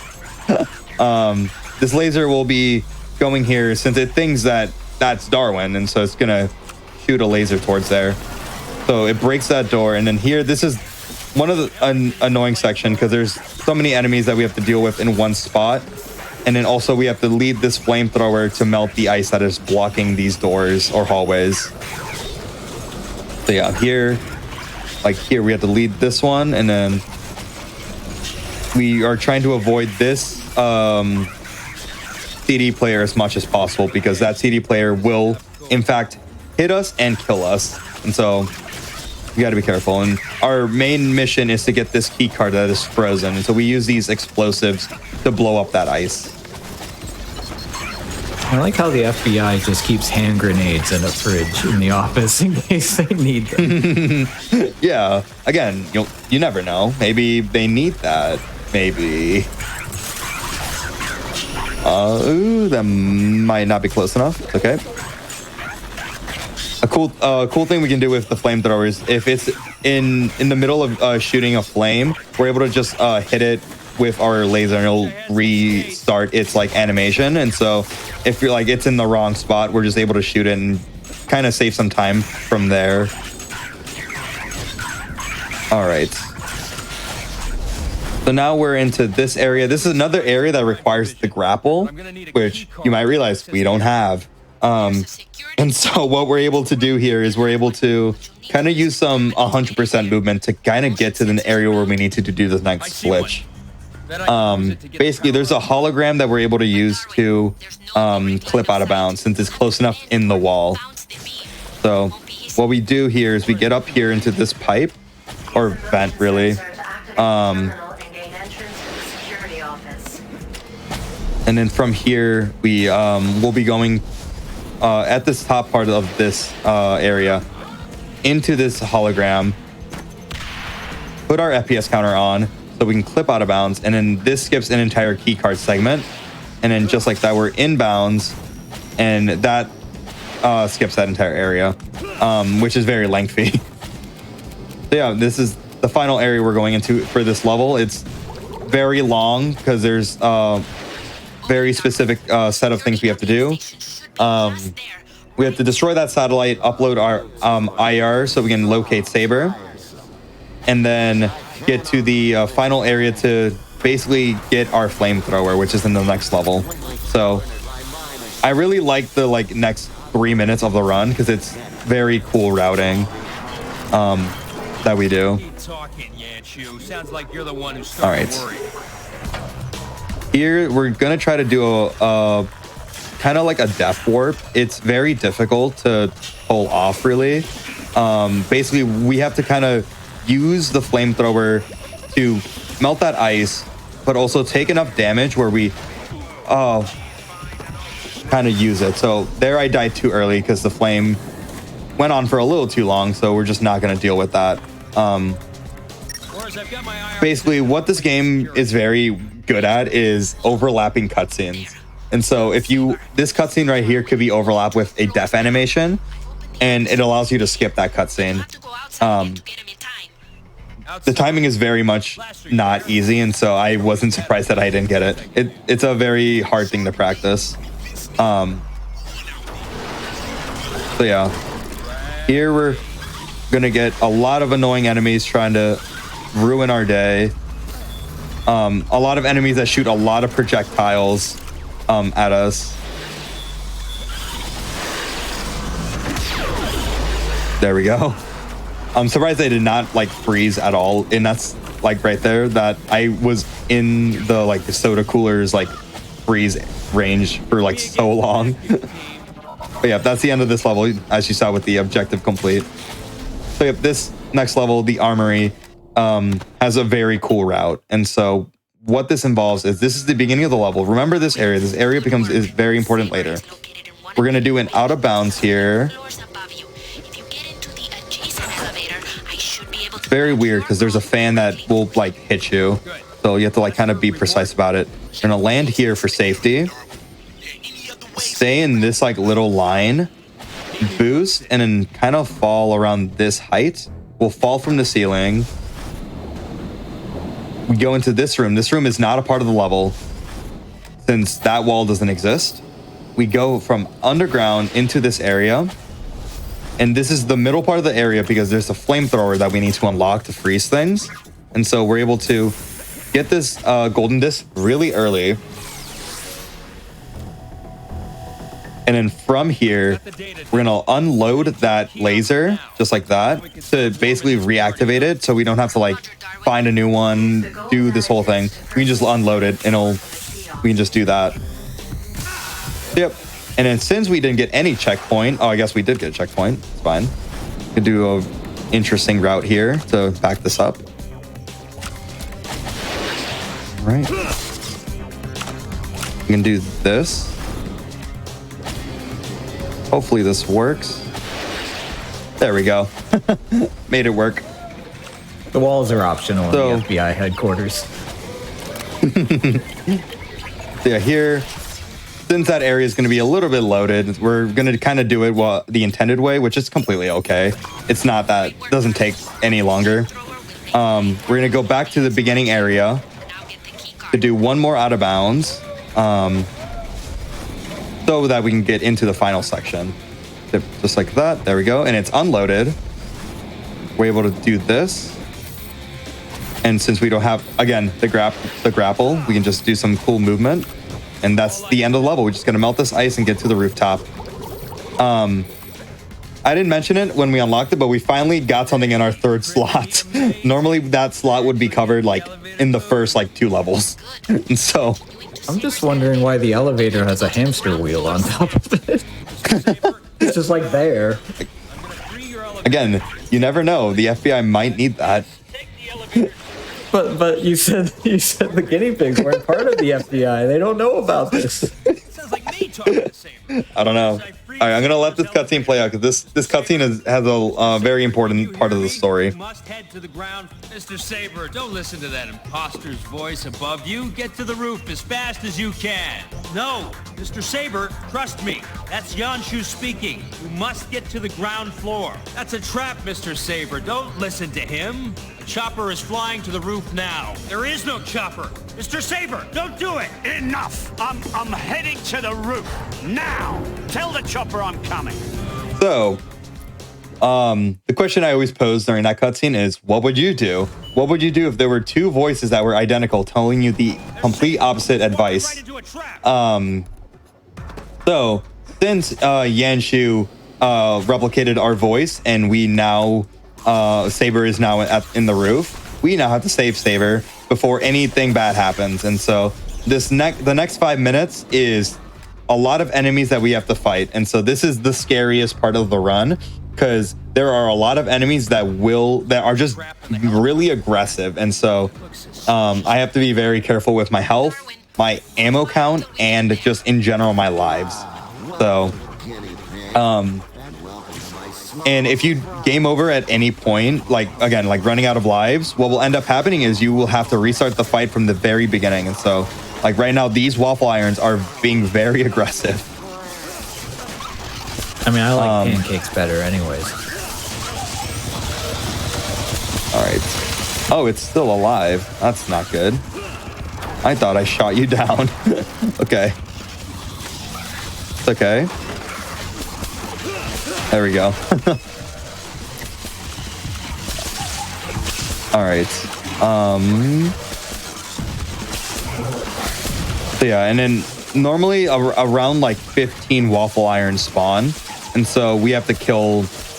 And they only spawn in the amount of those red doors have, and so there are only 5 waffle irons that spawn at a time, which is not fun to deal with sometimes, because sometimes you'll have like, oh, we have 1 waffle iron, the other ones are just trapped behind that door or something.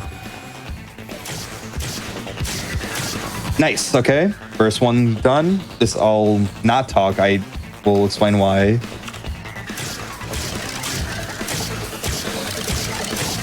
Nice, got it. Okay. So I did that trick that I was talking about where I shoot those lamps.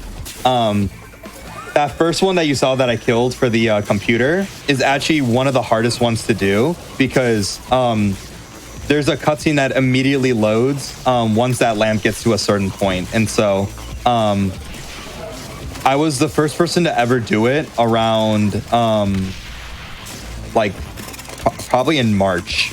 I was the first person to ever like do it, and then we found like a semi-consistent setup to like where to like line up for, and then like having enough time to get to the other one is not easy.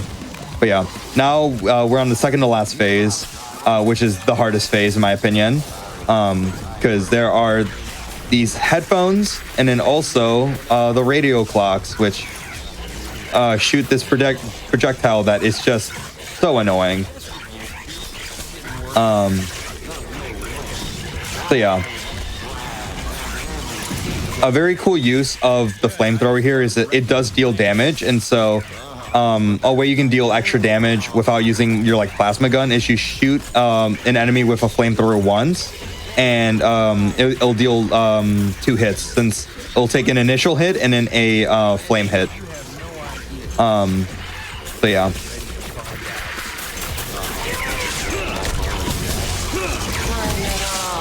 And then as you can probably hear, like Yanshu is taunting us right now, saying, "Oh, you're not going to complete this mission. You are whatever." So we're completely proving Yanshu wrong right now.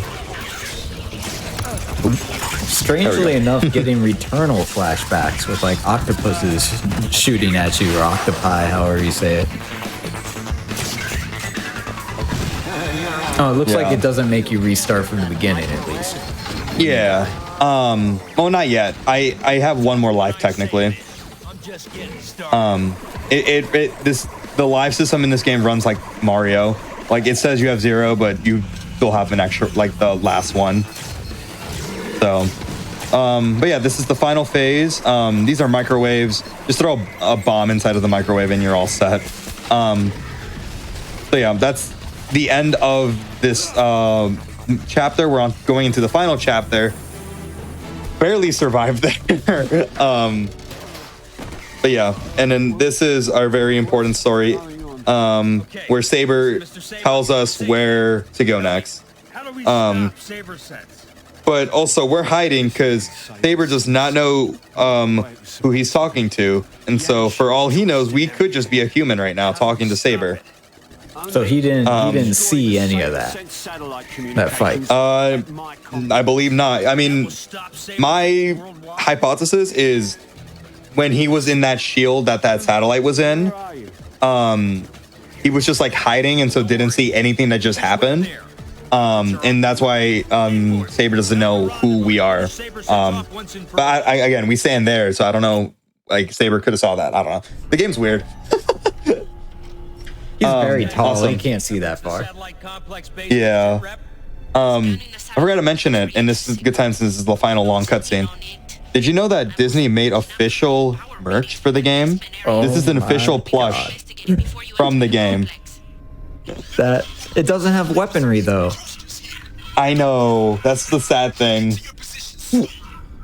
Now, this game does actually remind me very much of the Ratchet and Clank series in some ways, and I do have a Ratchet plush somewhere, but I'm very jealous of that guinea pig, not gonna lie.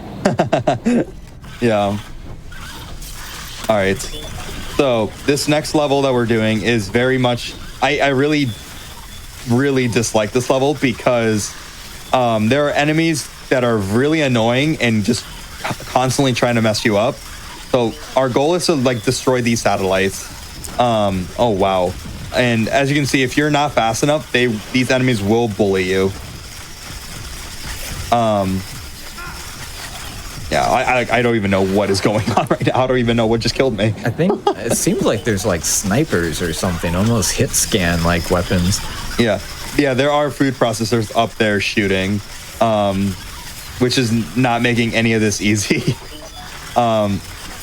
So yeah, and then these fans are very evil because you cannot use the whip on them. You have to shoot them with like a weapon. And so since they have gotten in the place that I need to be, I'm just going to shoot them. Actually, never mind. I did not know that that satellite just destroyed that satellite. So we're actually going to go into this area.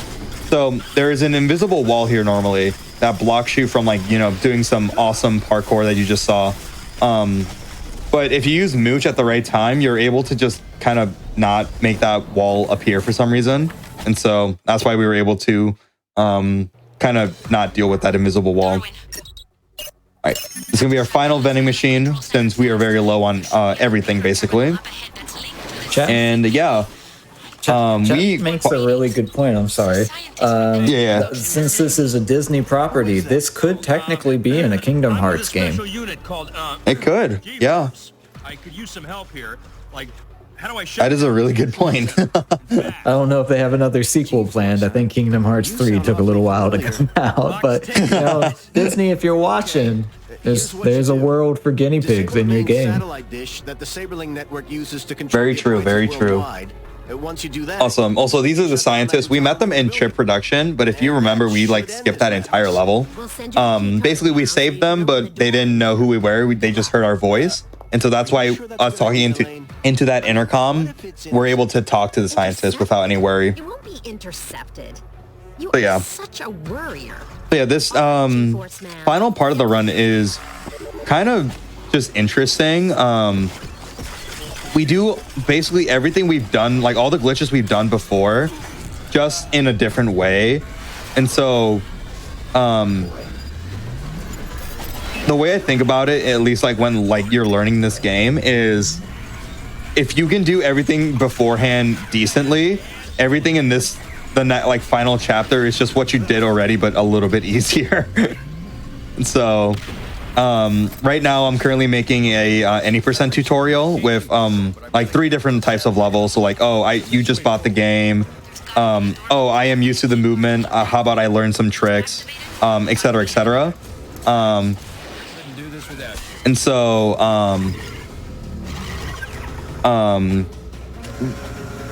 this like chapter is very much when I wrote it in my notes just you can do what you did before, and I explained it. And so it's very cool that there are not that many glitches in this game, but we reuse so many glitches. And chat was saying a little earlier in the stream that the GeForce community is surprisingly active, and it sounds like you're working on some guides and things for other runners. It's really good to see that. If there's anything else like in the community wise we want to talk about, if there's a Discord or a place that people can get used to running this game if it's something that interests them. So currently all of our stuff is in a server called the Eurocom server, since this game was made by Eurocom. And so that has like in general every single game that Eurocom has made. So I forget which Spyro game. It's a very popular Spyro game. that was developed by Eurocom. That's like another central hub. But on our speedrun.com, we have a link to that Discord.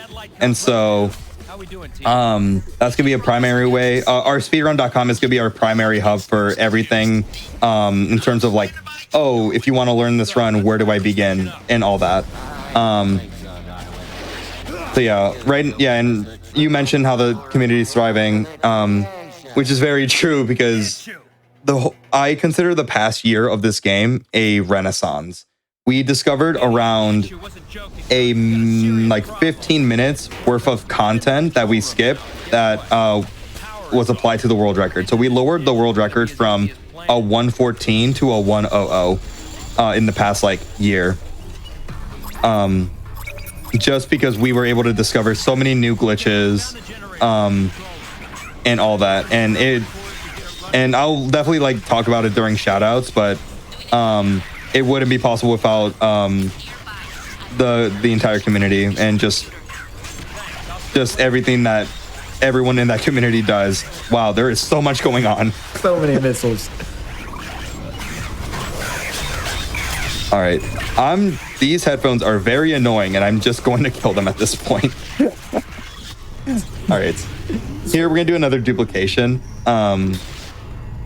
This one's much easier since we're able to kind of just do it like that. However, that one's the easiest one to do. However, it's also kind of scary since if you kind of like are not focusing, you might do it accidentally again for the second one. And so there is a potential of like soft locking the game with it.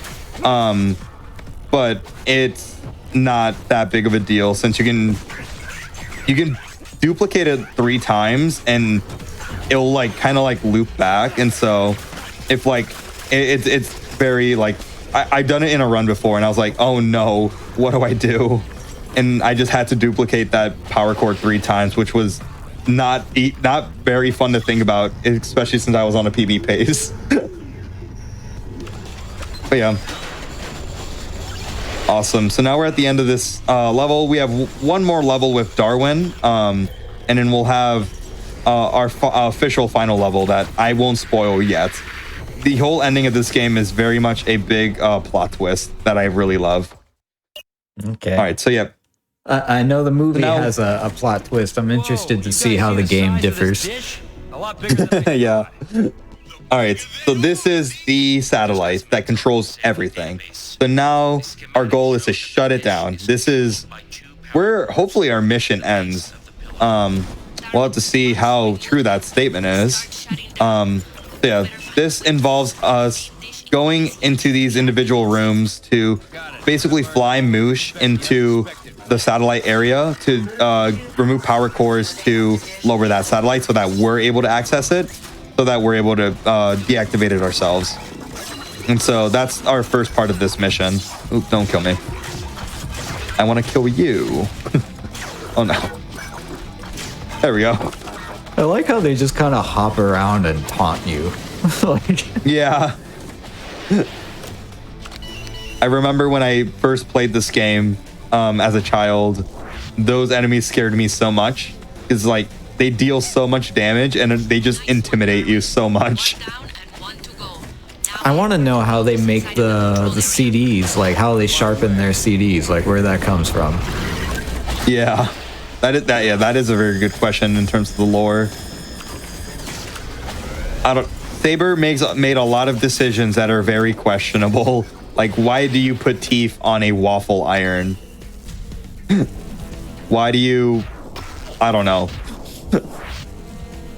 Why does my iron decide to shoot fireballs that just have aimbot?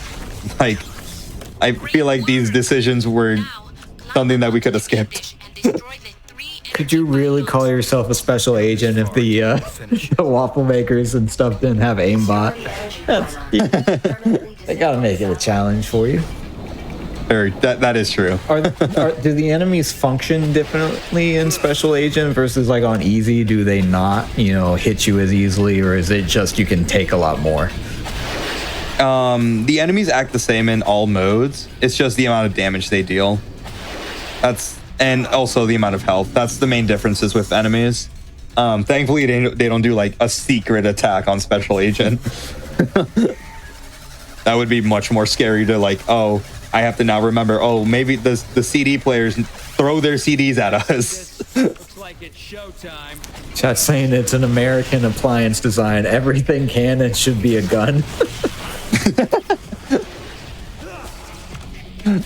All right. So here, yeah, like I was mentioning, those irons do in fact have aimbots. So I'm gonna actually just kill them, just so that they don't shoot me midair. Because this final shot that we're gonna do requires us to fly midair and shoot this pylon. And so, just like that. Nice. So yeah, we're done playing as Darwin. We still have one more level left. So we'll be skipping the cutscene. So I'm just gonna give you the plot twist right now. So. Remember Speckles from earlier, our very helpful mole rat? It turns out that Speckles is actually Yanshu and was working against us.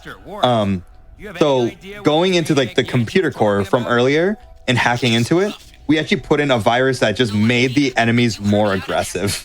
And so basically we find this out, and my favorite part of the story is, oh, why don't you join me, Darwin? Join my side. And Darwin is like, no, we have to stop this. And Speckles is like, all right, and then activates this device, which is Clusterstorm. Clusterstorm is a accumulation of every single appliance into a like robot-esque creature. And so basically, what we have to do is just completely shut it down and just destroy it. And so that's why we are in here as Moosh. So yeah, we have to put in 4 power cores into this main core to shut it down.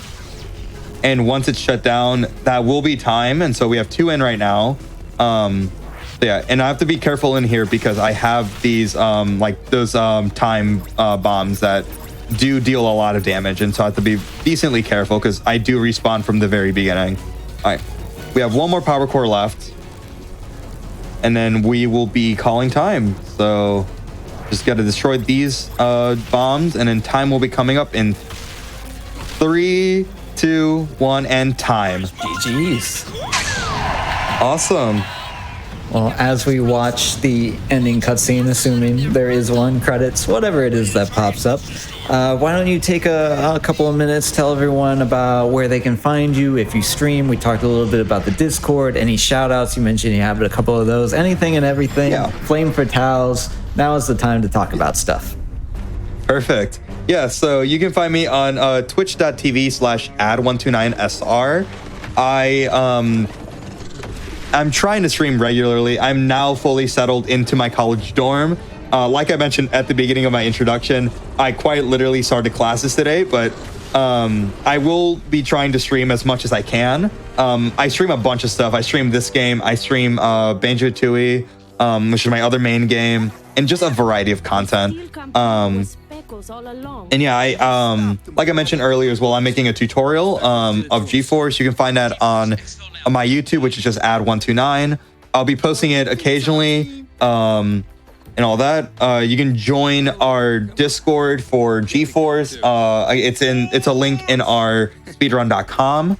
I'm currently trying to make a lot of resources so people can get into running this game, because this game is very much it's a hidden gem. Also, off topic, Speckles is in fact alive after that. You got a sequel bait. Yeah, exactly.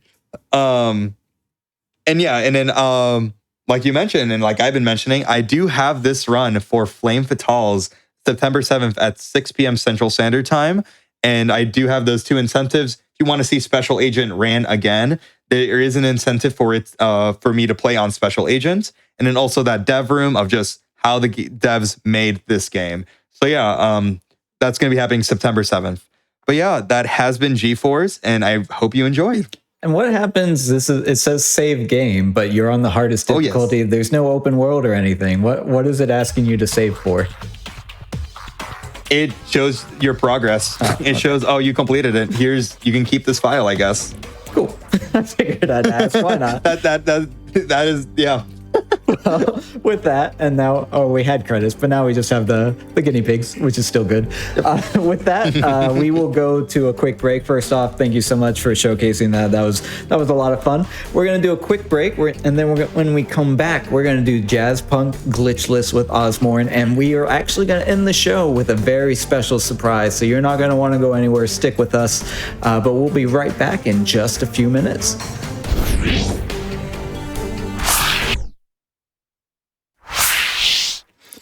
Hello, everyone, and welcome back to Perilous Paths here on GDQ Hotfix. As always, my name is Cutie, and we are in the middle of a very special episode where we are paying homage to the 2 Hotfix shows that are leaving us.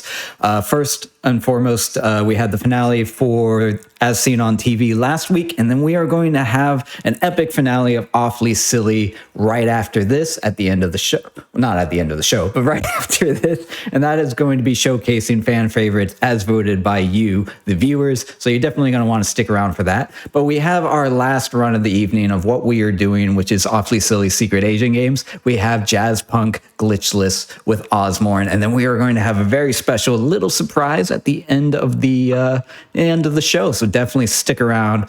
But Osmorn, let's go ahead and talk about Jazzpunk. How are you doing today? I am doing great, Judy. Thank you so much for having me on. It's been an honor to help pay homage to As Seen on TV and also Awfully Silly. They were amazing shows, and I know that Conception has been doing this show for years at this point, and so very sad to see it go. But let's do one last big hoorah with Jazzpunk here. And so we're going to be doing the glitchless category. For those of you that know me and have seen me do Jazzpunk at other events, I did it at PAX East this year. I don't usually do glitchless. I do the special agent category. But there's a special reason why we're doing glitchless today. And I won't reveal that reason until the end of the run. So stick around until the end of the run to hear what that reason is. So we're totally laying all the breadcrumbs. There will be a well worth it surprise at the end of the run. Don't worry. Yes, there will be. There will be, I promise. All right, so we're just going to hop straight to chapter select here. Timing will begin when I do my first input. And so 3, 2, 1, go.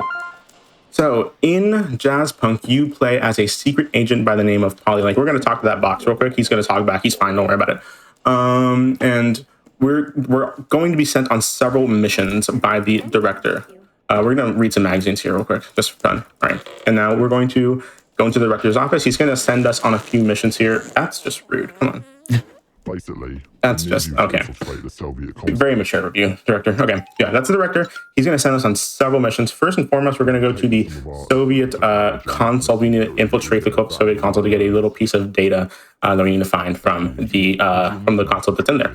And so that's what the director's going to send us to do. At the beginning of every mission, or most missions, I should say, we're going to be drinking a bottle of missional that sends you on the mission. And that's he said he was going to the wine cellar. It's a very small wine cellar. He's fine. All right, and Jazzpunk. Before we go ahead and get into the Soviet console, I am taking the liberty of doing inserting a few extra gags and stuff into this run, just to show off what this game has to offer. We're taking a bit of a scenic route, per se, and we're going to just play a little bit of Frogger. And as reference for people, this is an homage to Awfully Silly, who's having their finale after this. So there's some silly stuff we can do in this game. We're, of course, going to have to check it out. Yeah. This game's amazing. So this frog is looking for the Wi-Fi password to Starbucks, and so we need to grab it from the air. Like here, these goggles are allowing us to see where the passwords are. Where are you? Come on, please. The passwords are positioned randomly every single time, and so it's really hard to make it consistent. In addition to just having your vision be impaired by the goggles themselves. Okay, now that we're there, we're just going to go straight to infiltrating the Soviet console. We're going to turn it to 12 o'clock because that's how time works, and everyone is going to go on break. That's how time works. And so we're going to go through here. And one of the things in glitchless, the rules of glitches, is that you can't skip cutscenes, because essentially skipping cutscenes in this game is a glitched method of skipping cutscenes, where you save and load, and it changes the positioning of your character and also the positioning of the objects around you. And so that's a bit of a glitch right there. Ooh, okay, we're fine. We're just going to play a little bit of a game here. This has nothing to do with the plot. I'm just doing this for fun. right, phase complete. There we go. Perfect. Now we actually need to go do the plot. This is a piece of data that's this is in a different dimension right here. We're just going to, this phone only works in a specific frequency, so we're just going to do that frequency and then dial 1, and that gives us, boom, the data that we need to steal. We're also going to do a little bit of identity theft just for fun. All right, perfect. And that is the end of the Soviet console. Perfect. That's the end of level 1. At the end of every level, we're just going to go back to our the main train station to talk with the director again. And how much of these things like passwords and frequencies and whatever else, how much is it consistent? Is it the same every run, or you have to figure it out as you go? I hope you're ready for another job. Oh, the vast majority of stuff in this game is very consistent and like execution based and stuff like that. And so there's only certain parts that are RNG, especially in the longer categories. If you're going for like a completionist category or the special agent category like I run. But for the most part, in any percent and glitch list, there's very few things that are like RNG. There's some mini games at the end of the run that can prove to be a little difficult based on just because they're hard to control and a little inconsistent, but not by like much. All right, we're going to change mission all again. So this we're not actually back in the other level. The game just like teleports the train station on top of us, and so if you look out of the train station, you can just look through the area they were sitting in. So now we need to follow the cowboy. The cowboy over here has an artificial kidney. He like had an artificial kidney implanted that is worth like 3 billion yen. For reference, that's like $17 million USD. And so the director wants us to, or sorry, $170 million because it's 300 billion yen. There we go. And then the director wants us to get that artificial kidney from him. And so actually, first off, this guy needs his ears cleaned. We're just gonna help him with that quick. And then we're gonna go to this restaurant. We're gonna give him food poisoning, and that's how we're gonna get the artificial kidney from him. We're just gonna do this. We're gonna get all these spiders. There we go. We only need 5 spiders. There's 8 in the store, but we only need 5. And what are we gonna do with these spiders? We're just gonna, boop. Don't worry about him, he's fine. We need to get into, how else are we gonna get into the kitchen, you know? And then we're gonna use the puffer fish and poison his food. Like quite literally poison his food. Put puffer fish juice on it. I like how we have a first person view. Oh, I was hoping we were going to go into the mouth. Oh, that would have been so funny, actually. But unfortunately, something way worse is going to happen at the end of the run. Don't be afraid. This is his artificial kidney. You can see, you're probably asking yourself, that artificial kidney looks very stomach shaped. And to that I say, yeah. Anyway, we're gonna go and finish the level, and we are doing a little bit of bowling here. And by bowling, I mean just not. This is horrible NPC RNG. That's a horrible and rude NPC RNG. The movement of the NPCs are random every single time you play this game, and you can just knock down all these agents by hitting them with the kidney. Perfect. There we go. And once you get into this level, this is a small transition between this level and the next, where you just have to burn some incense and then meditate. And then you're back at the train station with the director. Fantastic work. I know that's how it works whenever I meditate. My steak and kidney pie. Oh yeah, exactly. That last job seems to attract. You meditate so hard that you physically transport your body into another location. After taking I'm not meeting them. Apparently, we've taken a lot of drugs, so that's how that works. Exactly. Oh, we're gonna take a bottle of vacational now because we can also take us on vacation. Spoiler alert: the vacation is gonna turn into a mission. Like that's just how this line of work goes. We're gonna go across seas here. We're gonna go to Kaitak Resort, Polygonesia and Fujifilm are the paths out in the way. All right, so this is Kaitak Resort. Oh wait, a small little glitch happened here. Wow, a glitch and a glitch is fine if you believe it. I do have to restart the game. Don't worry. That is a small glitch that occasionally happens when you load in Kaitak Resort a certain amount of times within a specific instance. It will actually like just open up to like a black screen. And so I forgot to restart the game when that happens before I started this run. And so you don't have to worry about it. You just have to reload the game and go straight back into it. And so that's the solution right there. So with that being said, we are going to go back into our mission right here, and we're just going to go to the 4th floor. That is where our bed is. And the moment that we get into our hotel room, we're going to go back into the mission here. And so the bellhop has our key. Thank you. Perfect. And we're going to go into this second room. and we need to pick up this briefcase and this banana phone to call the director. So there is someone in the Talk Resort known as the editor who we need to steal his briefcase from because it's important info, and will get us important info that we can sell with the director and get a lot of money for.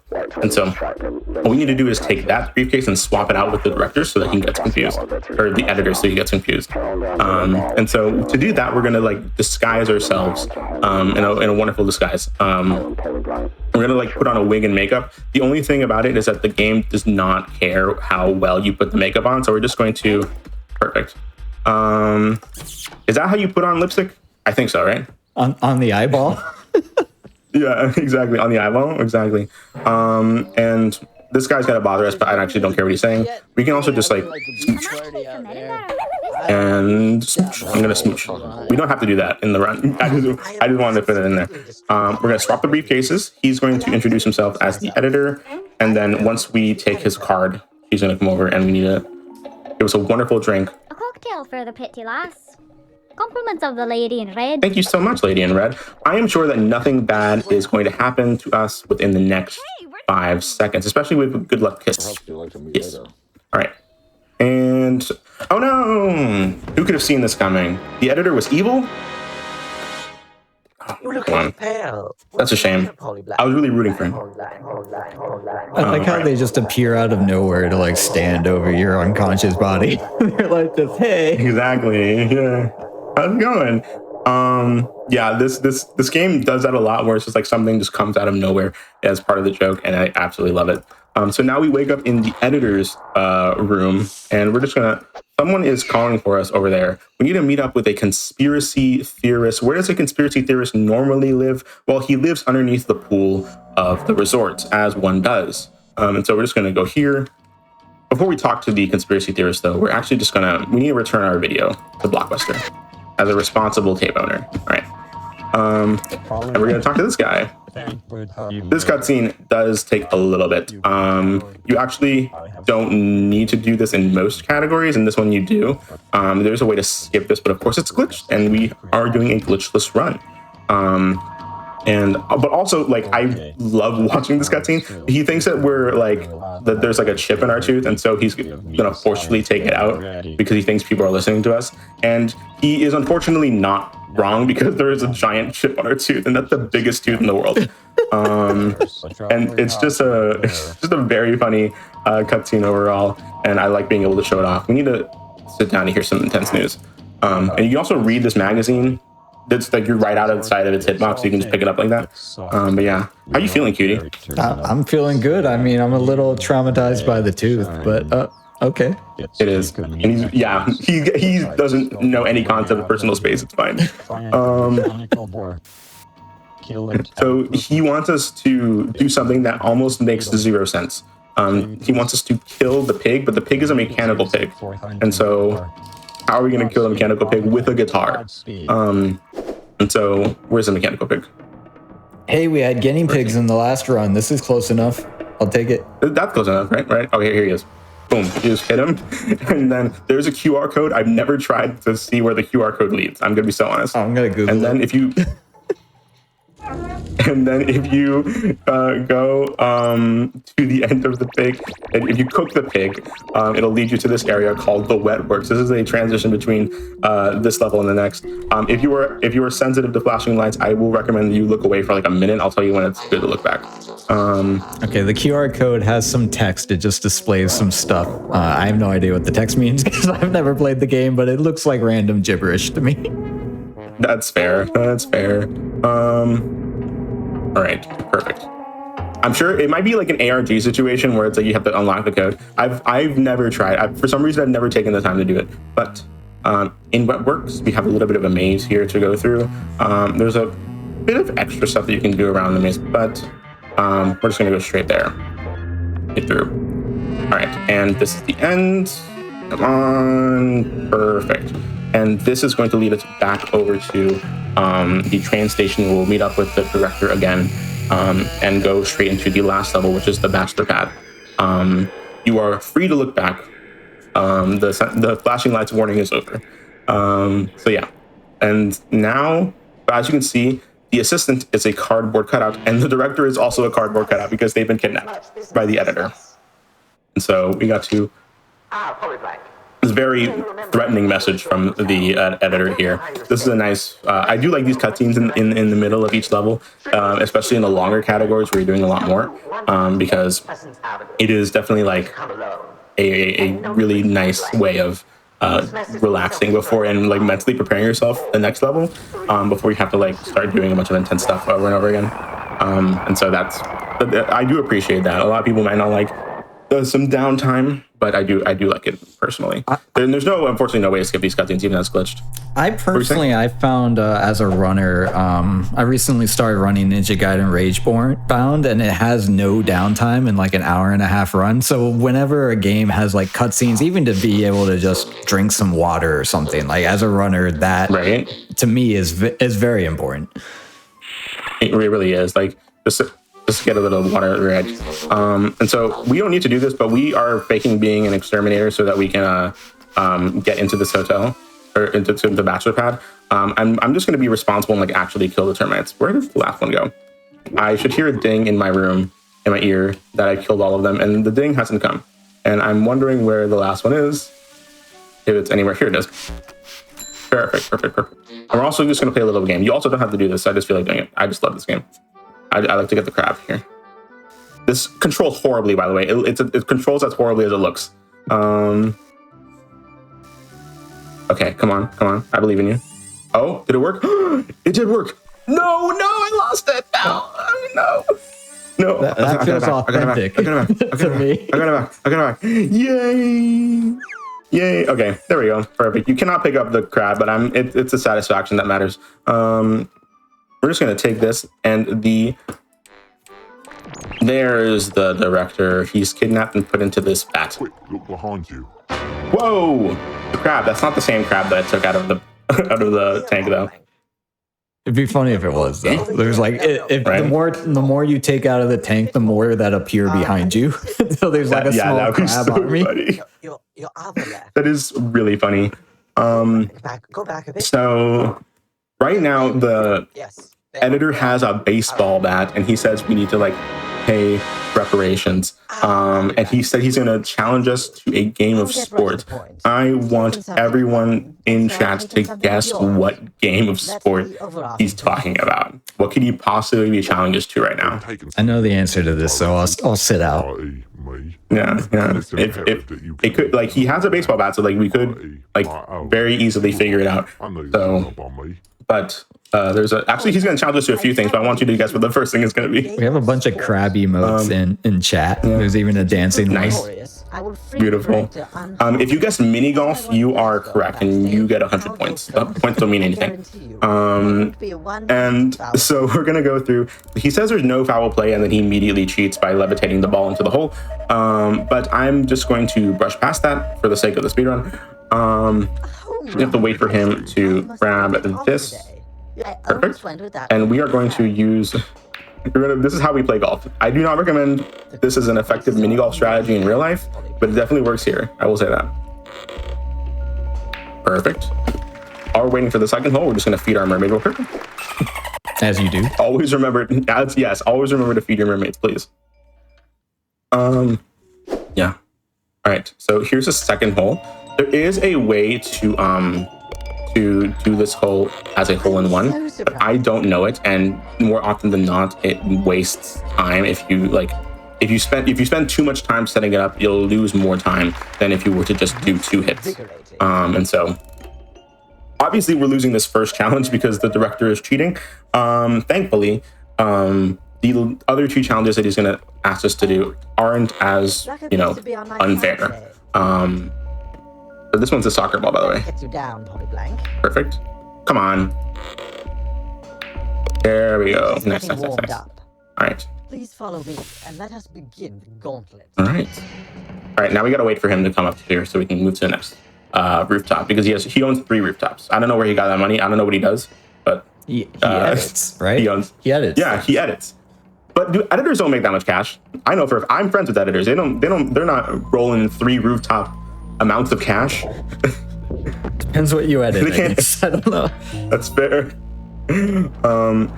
Yeah, this golf cart controls horribly, but we're just going to go to this this place, and then we're going to fill the pool with gravy. And then we're going to race boats. This is Gravy Race 64, a reference to the hit Nintendo 64 title Wave Race 64, which does imply that the developers thought that the average indie game PC player plays Wave Race 64. Hey, I in 2014. No joke, I've played it. I'm old enough. Yeah. I definitely enjoy like really niche references, and I enjoy being able to get them because I've heard of Wave Race 64 before this, but I've never played it myself because I don't own a Nintendo 64. But this Gravy Boat race is really weird to control. Once you get a lot of practice with it, it becomes, of course, easier and easier over time, obviously. But the main things you want to keep in mind is, one, try not to hit anything. Like, and I mean anything. Don't hit the walls. Don't hit the other boat. Try not to hit the food that's in the gravy boat because that sometimes will slow you down. But the walls especially will slow you down a lot. And then, of course, just keep tight corners. But it's more important that you don't hit the walls than it is for you to keep tight corners. Typically, you will be ahead of the other gravy boat every single time, as long as you don't hit anything. We're gonna go to the next course right here. Oh no! Somebody in chat called it the late 1900s, and for some reason that made me feel terrible. Oh my god! Why would you describe it like that? Oh my goodness! I mean, I wasn't even born when Wave Race 64 came out, but like I also felt that pain. Like I don't like. Why would you describe it like that? I had somebody on this show once that said they grew up on the Wii, and that hurt me. Or some like to call me the video virtuoso. You're gonna be so disappointed when I tell you that I also grew up on the Wii. Hey, we can't all be millennials. I don't know where the age cutoff is for millennial, but maybe it's a Wii size cutoff. Maybe it's the release of the Nintendo Wii. I think that's it. That's the hard cutoff. Motion controls are a thing. Exactly. So we cheated at the last sport by just beating up with a chair instead of playing volleyball, which is great because that volleyball game was actually really hard. And then we're just gonna inflate his ego real quick, and then we're going to pop it. Boom. And that's how you defeat the editor. Like a god. Perfect. For some reason, going like side to side and also jumping on this bridge is faster than just going forward because the game purposefully slows you down on the bridge so you can read the text. We don't need to do this, but we do need to. I want to free the assistant real quick. It will take 26 hours, but it's worth it. All right. Now, are you eating all of that Jell-O? Yes, all of it, every single bite. And okay, should I free the director or should I enhance him with crockification? I mean, I gotta see the crockification, right? I don't know. It turns into a crocodile. What do we expect? I feel like he would. I will say that if you choose to free the director, the piece of paper that says free the director, and we also have to go into his mouth. Don't worry about it. That's just the next logical step you do when your boss turns into an alligator. You have to turn into a crocodile. You have to go into his mouth. And I misspoke. It said alligator right there real quick because there is another. If you press free the director, the piece of paper that says free the director falls off, and it reveals that it says gatorification instead. And so you just turn him into a gator every single time, or a crocodile, depending on what. If you can tell the difference. I think it's just the same model. I don't think there's that much of a difference in the game models. But yeah, that's Jazzpunk. We're just going through his esophagus right now, into his stomach because he has another mission for us, just in case he ever gets turned into a crocodile, as one would usually prepare for. But yeah, that's Jazzpunk. That's Glitchless. As you can see, we still got a lot more of the jokes around in this run. Yeah, much more than you would just see in a regular 80% run, especially because you have the glitched method of skipping stuff when it comes to like cutscenes and stuff. So I'm glad I was able to show that off. Time is going to end when I drink the last bottle of missional. Especially included missional for occasion, just in case he gets turned into a reptile human hybrid. It's like Batman's bat repellent from that old Adam West. Yes, exactly. Yeah, so that's time. GG's. That is Jazzpunk. It's not my main category, but it is still a fun category to do, especially if you are a little bit intimidated by the the glitches in the run. I know that a lot of people like to opt for like glitchless stuff because it's a bit more approachable in terms. But yeah. Awesome. Well, thank you, One, so much for showcasing that. Before we get to the big surprise, and I do promise everyone we have a nice surprise for you at the end of the show, why don't you go ahead and tell all the wonderful people where they can find you, if you have shout outs for Jazzpunk, Discord, everything you want to plug, and then whenever you're ready, we can have a surprise. Yeah. So the Jazzpunk community is really, really lovely. Shout out to Satan herself. Shout outs to DMass Mango, who have both been running this game with me, and they're both incredibly skilled runners at this game. And so I just want to shout them out. They've been absolutely amazing friends and runners too. And of course, if you want to get more of me, I am streaming currently for the Flame Fatales 2025 Ambassador streams. On Tuesday, I'm going to be doing the second half of a 2-part stream where I speedrun every game that I know back to back. And so that's it's been a while. The first stream took 8 hours. And so you're going to see like another 5 to 7 hour stream. But yeah, I'm raising money from a lot of them there too. Yeah. Incredible. I did not actually know about that.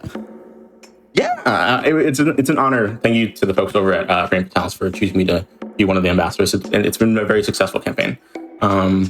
You can also follow me, of course, twitch.tv/Osmore. You can follow me on Blue Sky. I'm pretty active on there. And I'm very active in the speedrunning and marathon scene space. If you see an event, I'm probably involved in some capacity. So hope to see y'all around there as well. But yeah, that's all for my personal shout outs, I would say. Awesome.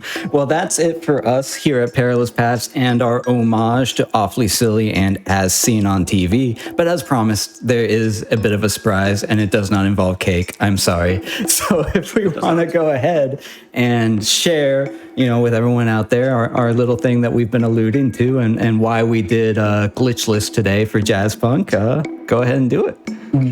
Yeah. So I'm getting nervous saying this. So yeah, there's a reason that Cutie decided to ask me to do Jazzpunk for this last homage to Awfully Silly. I really do want to say Conception is an amazing showrunner, and I'm very sad to see that his show is going because it's definitely one of my favorite Hotfix shows.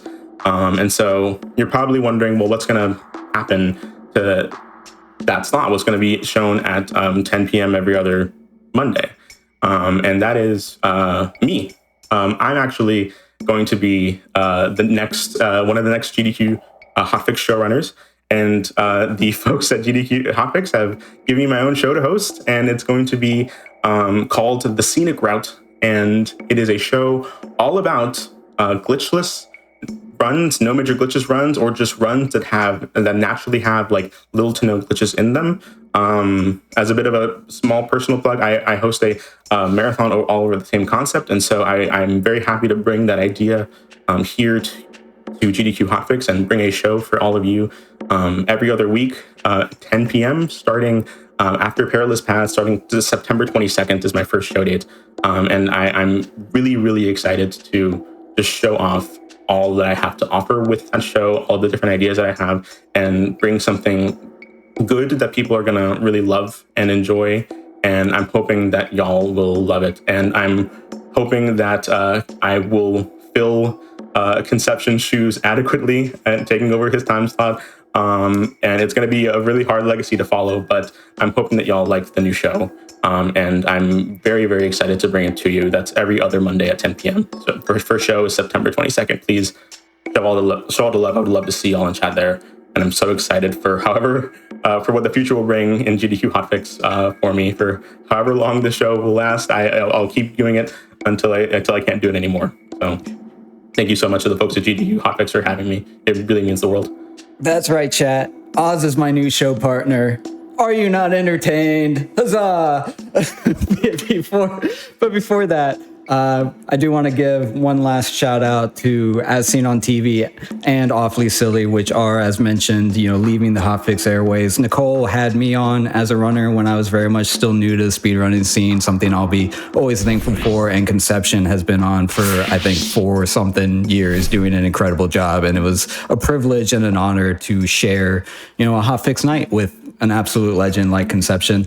So don't go anywhere, because we do have that Awfully Silly finale featuring incredible runs as picked by the viewers, as picked by you all in a poll. It's going to be some of the best over the last 4 years. Conception has never actually repeated a run during that entire length, which still, that stat just boggles my mind. But stick around, give Conception all of your love. It's well deserved. We will be back. As I mentioned, we have a bit of a break for PAX West and for Fatales. So next time you see us here on Perilous Paths, we will be welcoming Osborne September 22nd, I believe, about a month from now. But stay tuned for Awfully Silly's finale right after the break. Don't go anywhere.